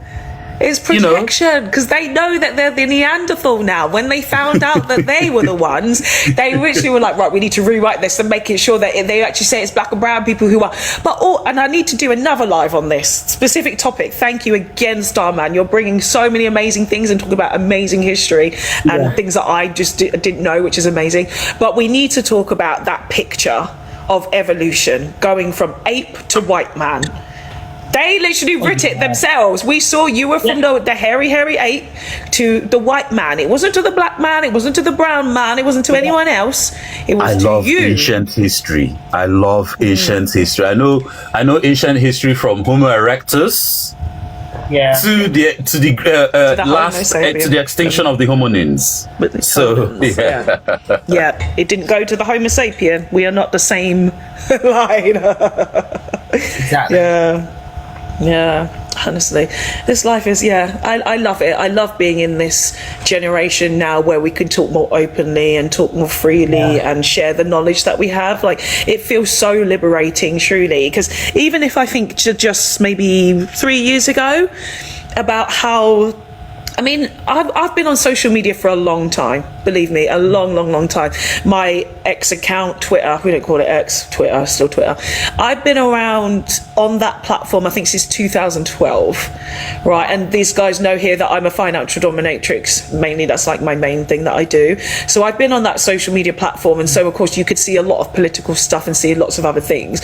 But generally, I have not seen this level of conversation. Again, this is about the global awakening, right? There's been a mass awakening, and of course there are some people who are still asleep, and they want to make sure that they are just being able to put food on the table. They're living a very basic existence, so it feels absolutely fantastic to be able to talk in this day and age and to share knowledge and to be around people that think similarly to you, to make sure and understand that you have allies. So for example, when you're a black person, of course, you know, Bollywood is Sikh, how you feel that when something happens to our communities that you don't have allies, but that's when you actually have to understand, again, the global majority has always been that ally to each other. It's always the white Western European that has tried to divide us up because they recognize how powerful we could be in our unity and our inherent knowledge that we actually have about this planet. That's what they've always tried to manipulate. Yeah, Bollywood? And this is the same situation, you know, when they left, they divided us into two parts, India and Pakistan. But they don't know that if us, I'm telling you, if us, India and Pakistan, if we get united, all these American, they wouldn't stand a chance. I'm telling you right now. Because army-wise, we are number one. China's number one. We are number two, and Pakistan is number three. Like, even our GDP is going strong day by day and all that stuff. So they not. This is the reason the British people can't digest the fact that how our GDP. Because when they go to India, they show obviously even when they go to African holidays as well, they always, that's the propaganda, show the poor parts of the country and all this stuff. They will, and now they can't digest the fact that's the problem. Even the CEO of the world, you know, where they get is the World Bank where they get their money from and all that. Yeah, even the CEO, he's Indian as well. So this is the problem with these British people. They wouldn't digest the fact that if any black or brown person would be successful. You know, one second, I'm getting a call. 1 second. Yeah. Hi, Leanne. Good morning. Hello. Good day. Yeah, and this is why knowledge is so powering. Like, knowledge is power. Knowledge is power. Knowledge is power. And we just have to keep talking to each other. And I need to say also as well, this, for anyone who is black and who is here, I do lives on Saturday morning for specific black conversations. So please do come by on Saturday morning. I think I run it from 9 a.m. GMT. So Starman, please do come along. Water Goddess as well. Water Goddess, hello. Did Richard get in touch with you, Water Goddess? Good morning. Yeah, he did. Hi. I am. I'm gonna write my piece. I just have Fantastic. to. Fantastic. Find words. Yeah, so on that note, so some of you guys know, some of you guys don't know, I've been fighting for justice for Eve Sakila. Of course, this is my hashtag here, and of course it's the name on my other account. So I've been, of course, using my platform to talk about the things that have happened, and I look almost every day to see if there are any kind of updates on what's going to happen with him. The CCTV has been reviewed again, by the way, for those of you who don't know. Everybody, especially the right and especially the racists, were like, well, Eve Sakila deserved to die because he ran into an old man who broke his hip. We're not thinking about him, we're thinking about the old man who broke his hip because now he has a poor quality of life. 2 security guards ran into him. 2 security guards ran into him. The CCTV was reviewed, and the old lady, who was the wife, retracted her statement. Even at that time, actually, to the press, she said she didn't know. She said it all happened so fast. She never said that he even did it. But maybe there was some kind of manipulation that she, when she spoke to the Gardaí, which of course is the Irish police, had probably said that it was Eve Sakila. But now she has retracted her statement to say, I did not see, I didn't know, because it's been seen that he didn't do it. He didn't do it. So the fight continues, and Richard Sudan, who actually writes for The Independent and also The Voice, has got in contact with myself and a few other people to talk more about the case, because of course we need to make sure that this story doesn't die. And it is very unfortunate for us as black people that very quickly after the Eve Sakila incidents, we got bombarded with the Henry Novak and Vikram Digwa case, and we were dragged into it by using things like Black Lives Matter, and they're trying to distract us from justice for Eves. It's all done intentionally because they know how powerful Black Lives Matter is, because if they knew exactly what happened to Eves, it would be the same thing of what happened in 2020, which was 60 countries, millions of people around the world organizing. So wherever I go, I am telling everybody about Eve Sakila. I'm like, do you know what happened? Do you know what happened? You need to look at this case and you need to understand. So it's very important that we keep the fight, because if we let this shit slide, and as we see we're moving more into a right-wing world, they will, and especially them touching the fucking Human Rights Act. We've seen them unalive us in the street, and they will start to do it legally. Yeah. This is what we have to fight against, them unaliving us in the streets legally. It is a very dangerous time. Very, very, very, very, very dangerous time. And we need to make sure that we're not taking this shit lying down. Yeah, it's too much. It's too much. It's too much. 100%. Yeah.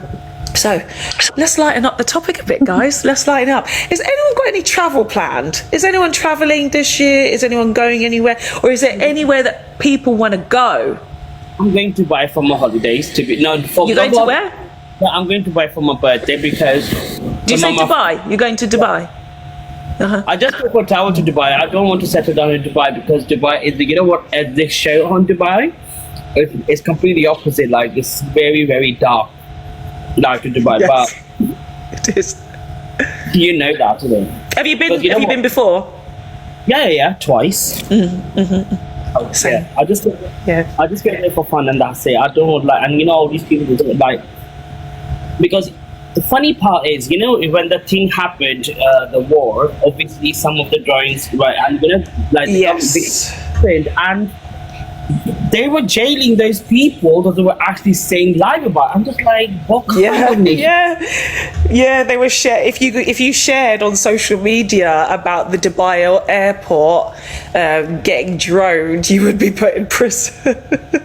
No. But the thing is, though, and I think this is what's really interesting about propaganda, is that there are lots of things that happen in the UK that are heavily censored. And I always bring this up, right? How they tried to say, oh, well, if you live in North Korea, that's a dictatorship. Excuse me, the UK is a dictatorship. Hello? Hello, it's full of propaganda. Hello, the whole history is propaganda. Hello, you stop us from saying a lot of stuff, and you hide a lot of stuff from us. So don't judge Dubai for saying, like, don't talk about the drones dropping. Which Western European country isn't a dictatorship? Let's be real. Right. Which one? Exactly. Exactly. Leanne, I'm gonna ask. Okay, Leanne, you just actually brought this topic. It's so good. I'm just saying, okay, so they were rising the flags up for, the patriotism and all that. So we have the flags now for the England World Cup, and half of the English team is like people of colour. Yeah. Right? Have you seen all the Discord though? It's so funny how people are saying when they see the English flag, they're offended now. So they're just like, and especially Scotland's people, they're taking down the England flag. You saw some bloody idiots who went all the way to the US with the Stop the Boats flag as well. And they're now saying, of course, if you keep your flag up, we know that you're a right-wing person, because we know that generally it's been seasonal to have the England flag up. But if you keep it on past this competition, you've definitely put yourself out there as a Neanderthal posing as a patriot for the country. How the matches going on, all these lads, having pint of beers in their hand whatsoever, who they actually supporting there? Because, as I said, it's half of the English team is people of colour. Mo Farah, one of the marathon runners, who's a gold medalist, he's black, right? And then, so where is the patriotism gone at that time? You know what I mean? You know, they always pick and choose, but I always bring up the example of even Andy Murray. Andy Murray is a white Scottish guy, and they always claim that he wasn't English or British if he lost. You know, so this is the Neanderthal, this is the Anglo-Saxon. They'll always try to pick and choose who they deem acceptable. Well, of course, we're talking a lot about Henry Novak. All of a sudden, he's acceptable, even though they didn't like the Eastern Europeans. You know, they always just do all this stupid fake stuff. But I posted a video on my other account about the countries that I've been to. It's 56 countries I've been to now, so there's quite a lot. And I'm just like, where's next? And it's really frustrating for me because there's so many places I want to go, but the universe keeps stopping me.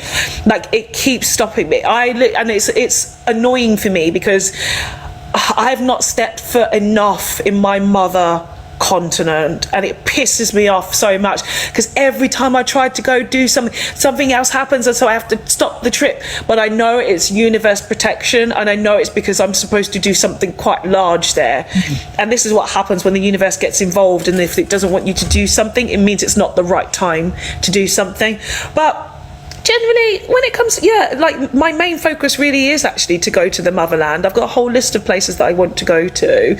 Other than that, I really want to go to, I actually did have a trip a long time ago, but it was with an ex of mine. Of course, we broke up.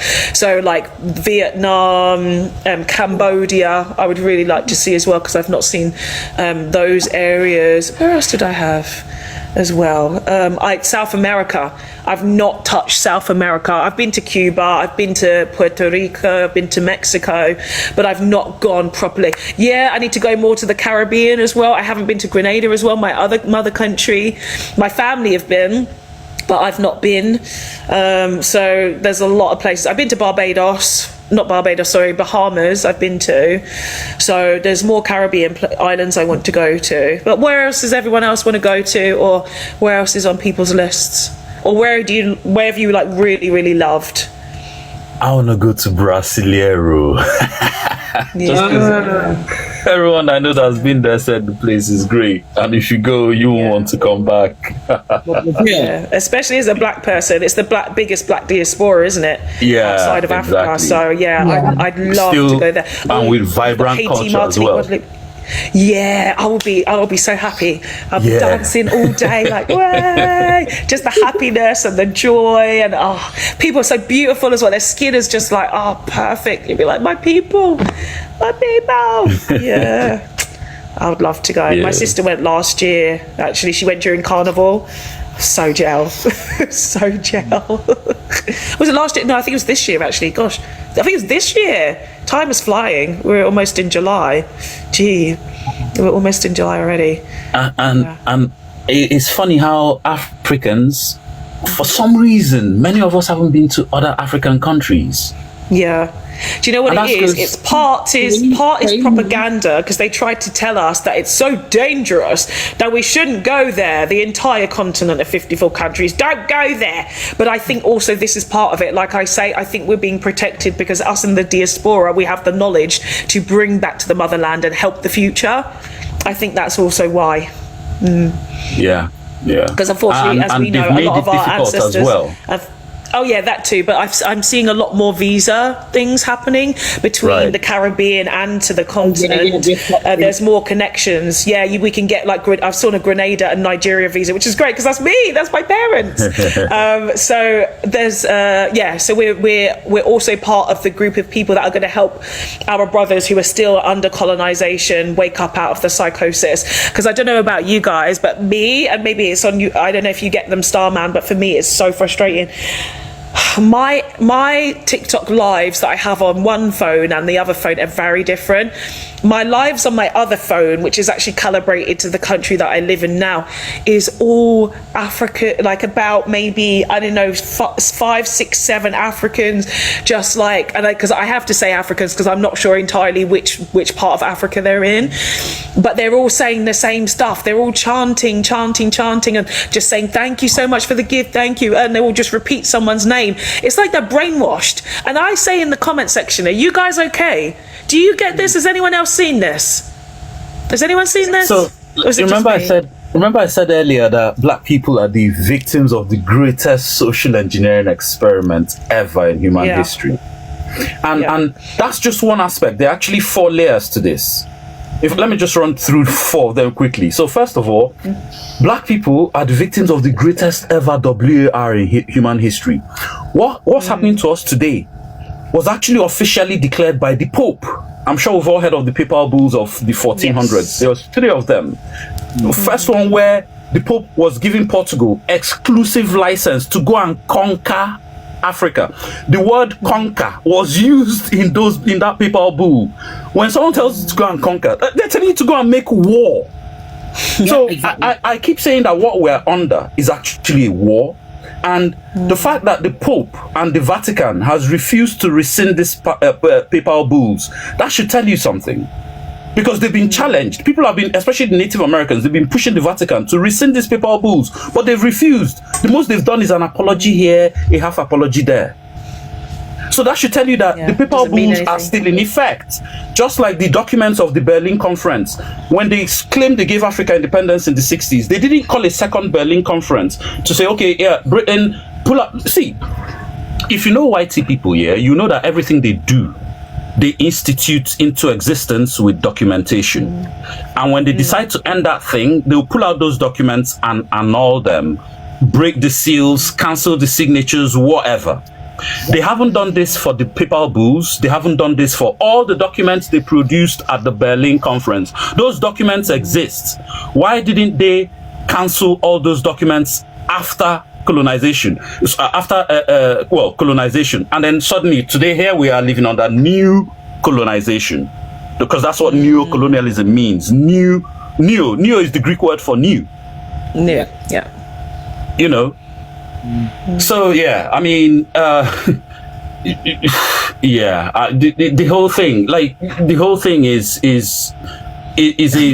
a we've been under 500 years of WAR. It was declared, and until they annul those documents, anything they tell us, I think, is just gaslighting, because their economies have been built off our plunder. Yeah.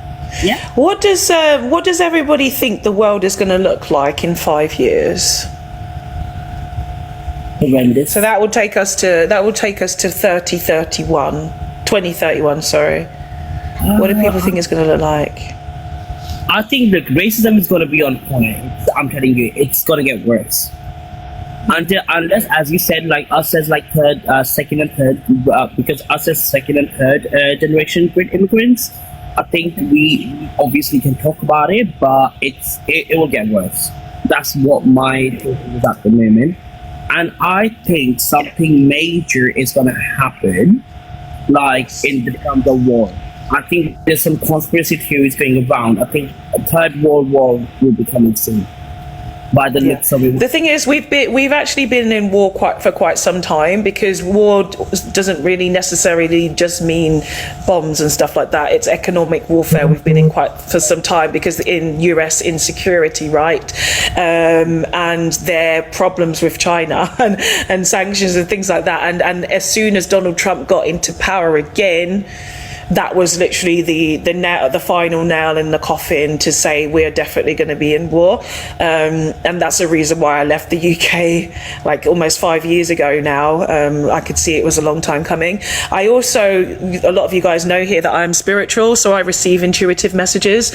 I was told, was it about 2 years ago, that the next 10 years was supposed to be very hard. So we're quite into it now, and of course we've got another 3 or 4 years. No, hold on. Trump came into power this year, isn't it? This year, yes. So we still have another 4 years to go of him. And this is, sorry? Last year, right? Was it last year? End of last year, was it? End of last year, yeah. So we still have the rest of his tenure to go through. Oh no, it feels like a long time already. He's done so much shit. He's done so much shit, and we're only in June. But we have to go through him. But of course, now that's why we're waiting for him to just be out of life. Like literally, we're watching this guy fall apart. Like he's dying in front of our eyes, but it's not going fast enough, and it's very frustrating. It's incredibly frustrating because we just want to be able to move on from this, but unfortunately we're not going to be able to move on. And this is all about black and brown people rising again, finding our power, learning about the fuck around and finding out, like we've been talking about recently, is to not take anything like we did, like our ancestors did. Not that they didn't, because they always fought, but now it is a time again to make sure that we're rising up and understanding our power. Yes, we know JD Vance is worse. We know he's worse.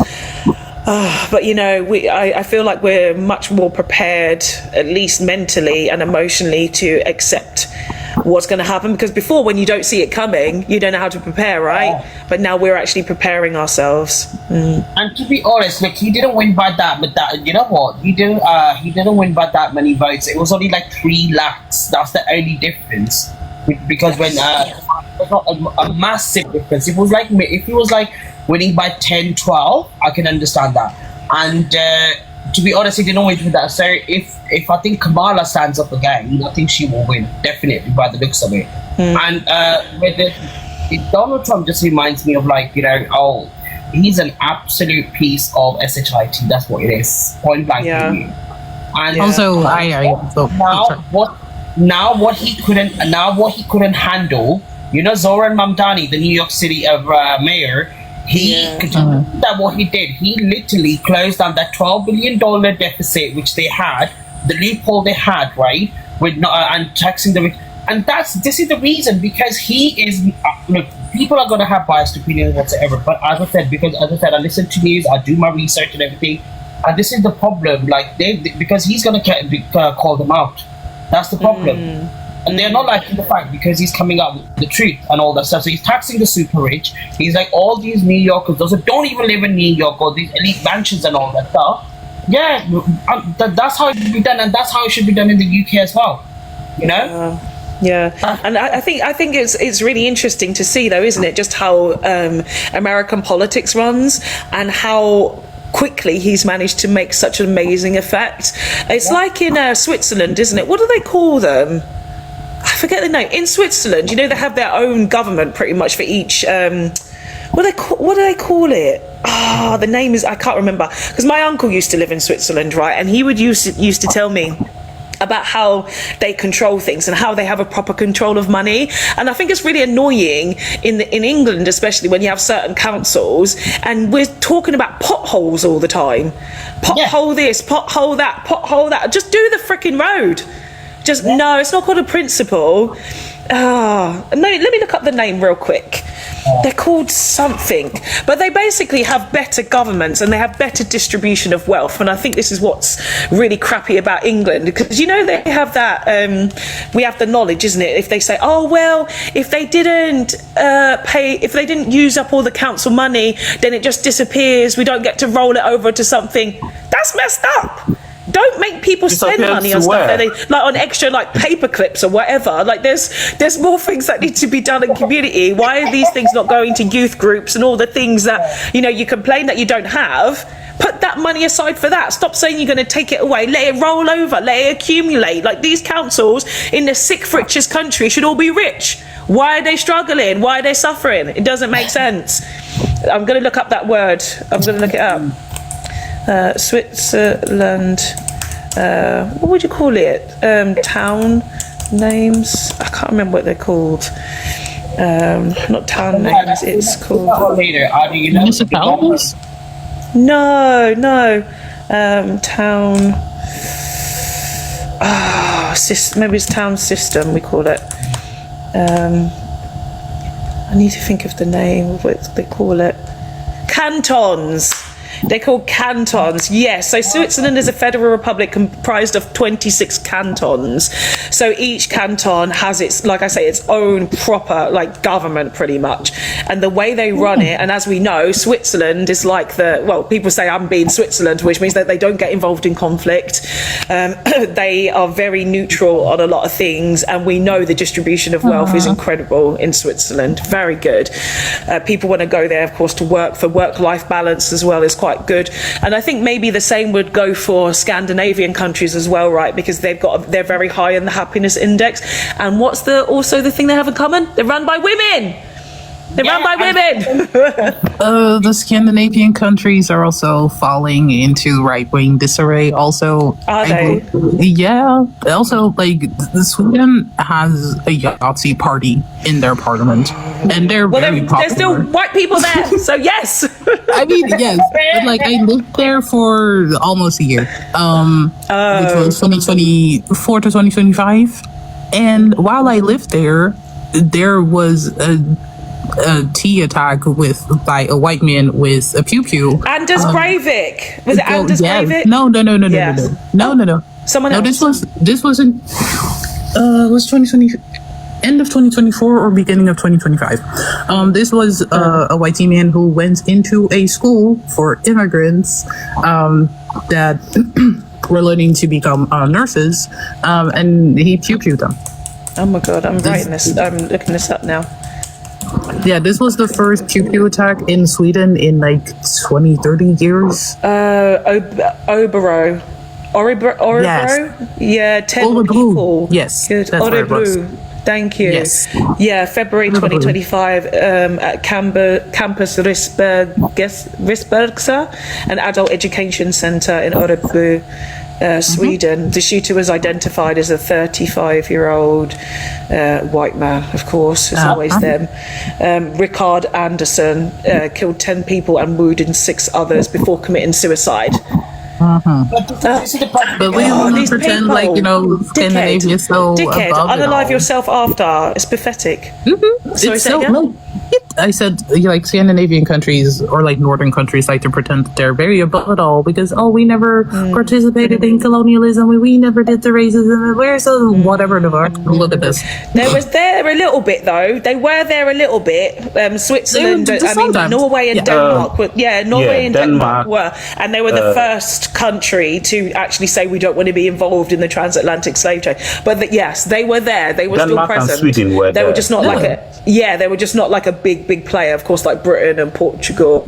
Exactly, but they pretend as if there they on the periphery. never did anything. They didn't participate. Meanwhile, Sweden had an entire institution of phrenology, so they were not innocent. What's phrenology? What's phrenology? Oh, phrenology is the study of skull shapes. You know how they did Africans have different skulls, so they are less evolved. They had a whole institution based on that. People still think that's real. That is how deep this goes. People still think that by the shape of your skull, you can tell how evolved or devolved another race is. Seriously. Jesus Somebody Christ. will actually bring that up in a debate. Actually, phrenology. I used to study psychology at secondary school at A level and talk about the skull but brain. The brain was always really interesting for me, and there definitely needs to be more studies about the Neanderthal brain because I don't think that there's enough information. There isn't, right? There really isn't, because we used to talk about how we talked of course a bit about psychopath and we talk about serial killers. Who do we think of? It's white people. It's always white people. Why are there not enough studies about their medulla oblongata and their frontal lobe, how it doesn't develop until later? This is the study I'm interested in. Look at their brain and really then compare it to an African brain, compare it to an Asian brain, and we'll see the truth then. We will really see the truth. Darling, they can't even. Do you follow that creator?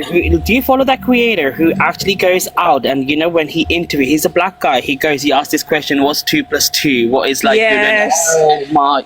I see his videos and I'm just like, well, that's the level of education you have, And you're talking about that we took your jobs.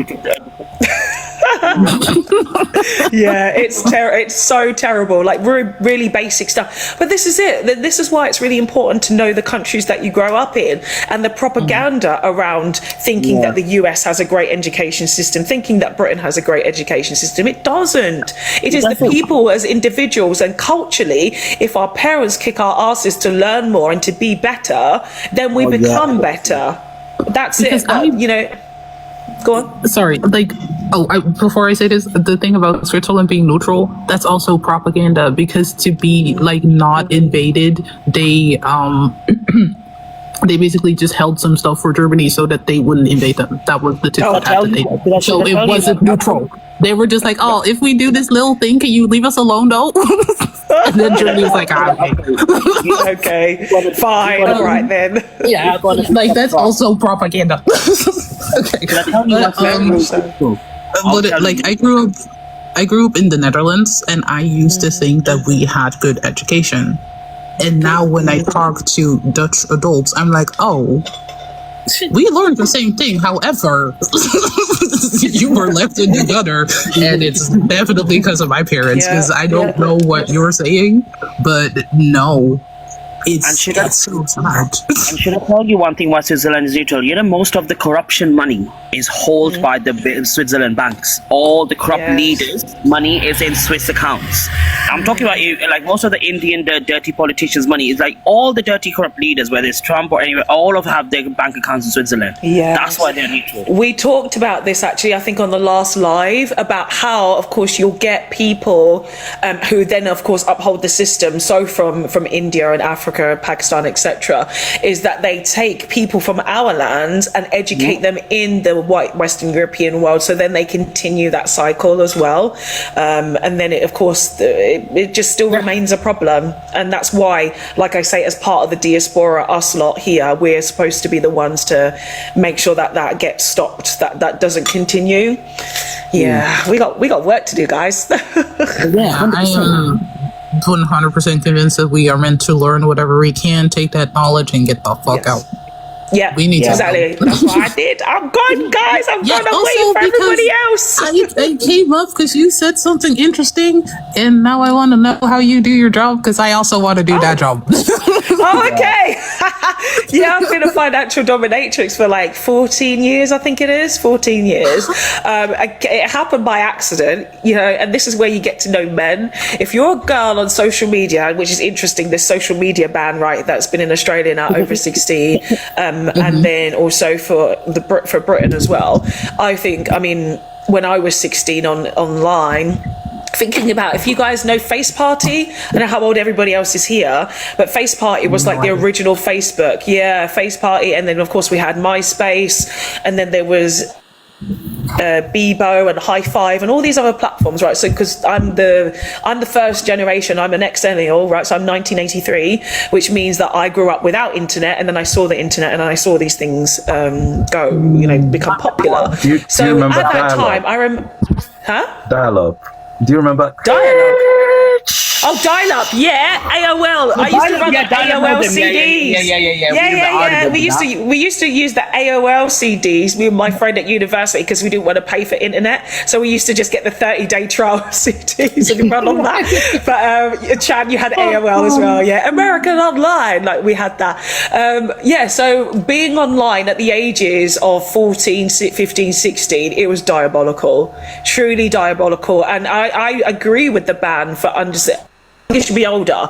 I got bullied as an adult in my 30s. I think nobody should be on the internet, to be honest with you. I don't think anyone should, because it can be terrible. It's an absolutely terrible place. It can be great, of course, we can have conversations, but now we know these algorithms are so insidious. It is so easy for you to end up in the wrong place. So I'd be very happy if it was nobody under 20, to be honest with you, being on the internet. But being a 16, 25. how easy it is. Yeah, 25. I'm up for that too. 25. Actually, I'm really very concerned about when I think about when I was a kid, how easy it is to be groomed by men, for them to find you, for them to try to manipulate you. And I think this is what's really annoying about, especially the Shamima Begum case. I don't know if you guys know about Shamima Begum. She's, so I mean, we do in the UK, but if you don't in America or wherever you guys are from, is that there was a girl, she was 14, 15 at the time? 14, I think. 14. She was 14, right? And she was groomed by somebody to join ISIS, right? And then she left. Yeah, and so she left the country with another two girls, and then she was in wherever she was, Afghanistan. No, where was she? I can't remember Iraq what she was. or Iran, something like that. Iraq or Iraq, yeah, Iran. somewhere like that. And she was then, of course, she was groomed, right? She was groomed, and I think the most that she ever did was maybe sew some suicide jackets or vests or something like that. And she was heard to say something about the infidels or so. I don't know what she said, but she was a British citizen, okay? And they basically used her to say, well, okay, we can strip people of their citizenship, and she has no citizenship now, and she was groomed as a child. Yeah, she has no citizenship, and it's only happened with one other person called Jihadi John, who was a white British, I think he was British or something, he was also indoctrinated by the Middle East, or not Middle East, sorry, Swana, indoctrinated by that part of the world. So they've managed to leave people stateless, which they shouldn't. Nobody. It's actually, I think, illegal. How is that allowed? Yeah, it's not allowed. If you're a British citizen, you're not supposed to have no citizenship. So they're trying to make it like it's acceptable because they try to gauge public perception around these things. And of course, Britain is racist. It's not Britain. So the United Kingdom is a racist organisation. It's a company built upon racism. They're like, well, okay, it's fine now, and everything that happens and everything that gets passed is literally a green flag to all of this stuff, so they can strip people, which again, we talk about Windrush. They deported many of our family members just because the Home Office could say, right, that's it now, we're going to rip up your paperwork and say, yeah, it's fine, we can deport people back to a country that they'd never even been to and were from because they were born in Britain, and other people, like I said, that didn't have the passports or paperwork because the Home Office had logged everything at that time. All of a sudden it's disappeared, so they put them in detention centres. The Bibi Stockholm was a very popular ship that was stationed off of the coast of the south of England, and people tried to say, oh no, we don't do that. You bloody do! Like I said earlier, Britain created the concentration camp, created it. You think that people are not holed up somewhere that you don't even know where they are. They are in places that you don't know where they are in Britain. Britain is the main colonizer. Why do you think that there's nothing going on like what you've done in America? In that, what do they call it? The alligator Alcatraz. What's happened with that? We haven't heard about that in a while because they don't want us to hear about it anymore, because they knew that bodies started washing up on the shores because they were dumping bodies that they managed to kill in these places, right? It's sick. It's sick. The same is going to happen in the UK because they always try to hide everything. They're very good at hiding shit in the UK. Very good at hiding stuff. Incredibly good at hiding stuff because they gaslight you and they manipulate you at the same time, and they just make you say, like, don't look there, don't look over there, we're going to make you so busy because of capitalism. Yeah, it's too much. And on that note, guys, I'm going to end the live. Do you want to say something last, Bollywood? I'm talking about, what happened with the Lucy Letby case. They made a Netflix documentary on that one, and they should be ashamed of themselves. Like you're like highlighting. Oh, it just pisses me off. They always do it. They always over sensationalize things. Oh, look, let's do a Jimmy Savile documentary. Let's do a just anyone. Even when it comes to American serial killers, like we talked about earlier, they will always just put them on Netflix, make loads of money. It's disgusting. They glorify all this stuff. They glorify it. So yeah, I'm going to end it. Sorry, Coffee, I need to go because I'm hungry and my brain is finished. Coffee, my brain is finished. So this is a random live today. And Coffee, actually, yes, let's have quickly because of what happened yesterday. Coffee, we can have a real quick chat about this, but nothing else because I can't anymore. I'm ADHD. Yeah, I was just gonna say. Sorry, I was just gonna say one sentence. Yeah, yes, go on. What you said about with regards to migrants and concentration camps and all that stuff, Europe is already doing that today, but it's doing that in North Africa. What it has done is it has outsourced its border control, migration, all that stuff to North African countries, and they're actively paying North African countries to enslave people, Black Africans specifically. So what you said with regards to people being unalived by the thousands, I mean, European asylum policies have also caused the unaliving of 200,000 people in the Mediterranean Sea alone in the past 10 years. The past 10 years alone. So what America is doing with ICE, Europe has been doing for far worse with the slave trade and also the unaliving of people. So I just want to say that it is already happening. Thank you, Covey. And last thing, definitely, the panel yesterday, Covey, I was furious. That's the first thing I said when I came here, is that I was so angry by what happened on that panel yesterday. I did message him after and talk about how mortified I was by the fact that in our spaces, in these spaces that we're talking truthfully about history and we're trying to combat the right, don't combat the right. That guy, the Holton, was on the platform for such a long time, and it's before you joined. I was angry. Like, I don't get angry, but I was literally shouting because it was so annoying that how can you have a panel talking about how you're trying to defend Islam and Muslims, but yet you're platforming this right-wing guy, and he is taking up all the air in the room. And what happened, guys, for those of you who weren't there, the only reason why he was dropped is because he said something absolutely disgusting to Covey. He'd already been racist, he was already Islamophobic, he was already misogynist, he was doing all these things, but he said something to Covey, called her a word. That was why he got dropped, and I was so angry before that. I already left before myself because I said I don't share my spaces with these idiots. You don't take my energy. You don't take it. You're not allowed it. I protect it. So why are you platforming these people? Stop platforming these people. They go somewhere else and do their shit somewhere else. It's not our spaces to give these people voices at all. So why are you doing that? And I sent him a long message about it, talking about it, and he apologized after, said, I'm really sorry. I just wanted to do that. Like, your mission failed. Your mission fails every single time. If you are trying to tell people about your religion or your existence or who you are, don't let right-wing people take the narrative and turn it into something else. You can't convince them of anything at all. You cannot convince them. So don't platform, because that's what happens. You get more and more people up on the panel, and then they all start coming for that right-wing person, and we're just focusing on that bloody idiot. That's not what we're supposed to be doing.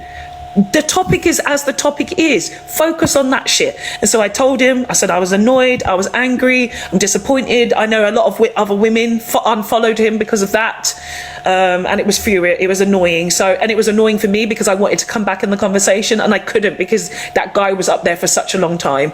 And then of course Covey was the person who managed to feel the full brunt of the guy's misogyny and how disgusting he was speaking to her.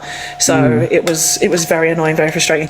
Right, I'm definitely ending the live. So thank you so much, everybody. Appreciate you, Foxy. Yeah, appreciate you too, Covey. Really, really and truly. You didn't have to go through what you did yesterday. But, you know, this is the thing with us warriors out here. We're warriors and we have to face certain things, right? And we can tolerate certain things, but we also have to learn where our boundaries are and know that we should not tolerate disrespect at all. It's not for us. Right. Have a great day, everybody. I'll see you guys tomorrow. I'll be back on same time tomorrow. Okay. See you tomorrow. Your outfit is so cute. Have a good day. Thank you so much. Yeah, it's a match. Should I give you a full? Let me give you a full twisty, because I'm really feeling this one today. You always look so great. Like, I need to know where you shop. Your jewelry and the lipstick color. Yeah, look, it's like a top and thingy, and it's very hippie. Yeah, so it's like a woo. I love that. It's got the sleeves as well. Oh, yeah, it's so cutesy and whimsical. I love it. Thank you so much. Thank you. He was a fairy. I was a fairy. I did feel like a hippie fairy when I put this on today. Right. Thank you so much, everybody. Have a great day. See you later. You too. Take care. Bye. Bye.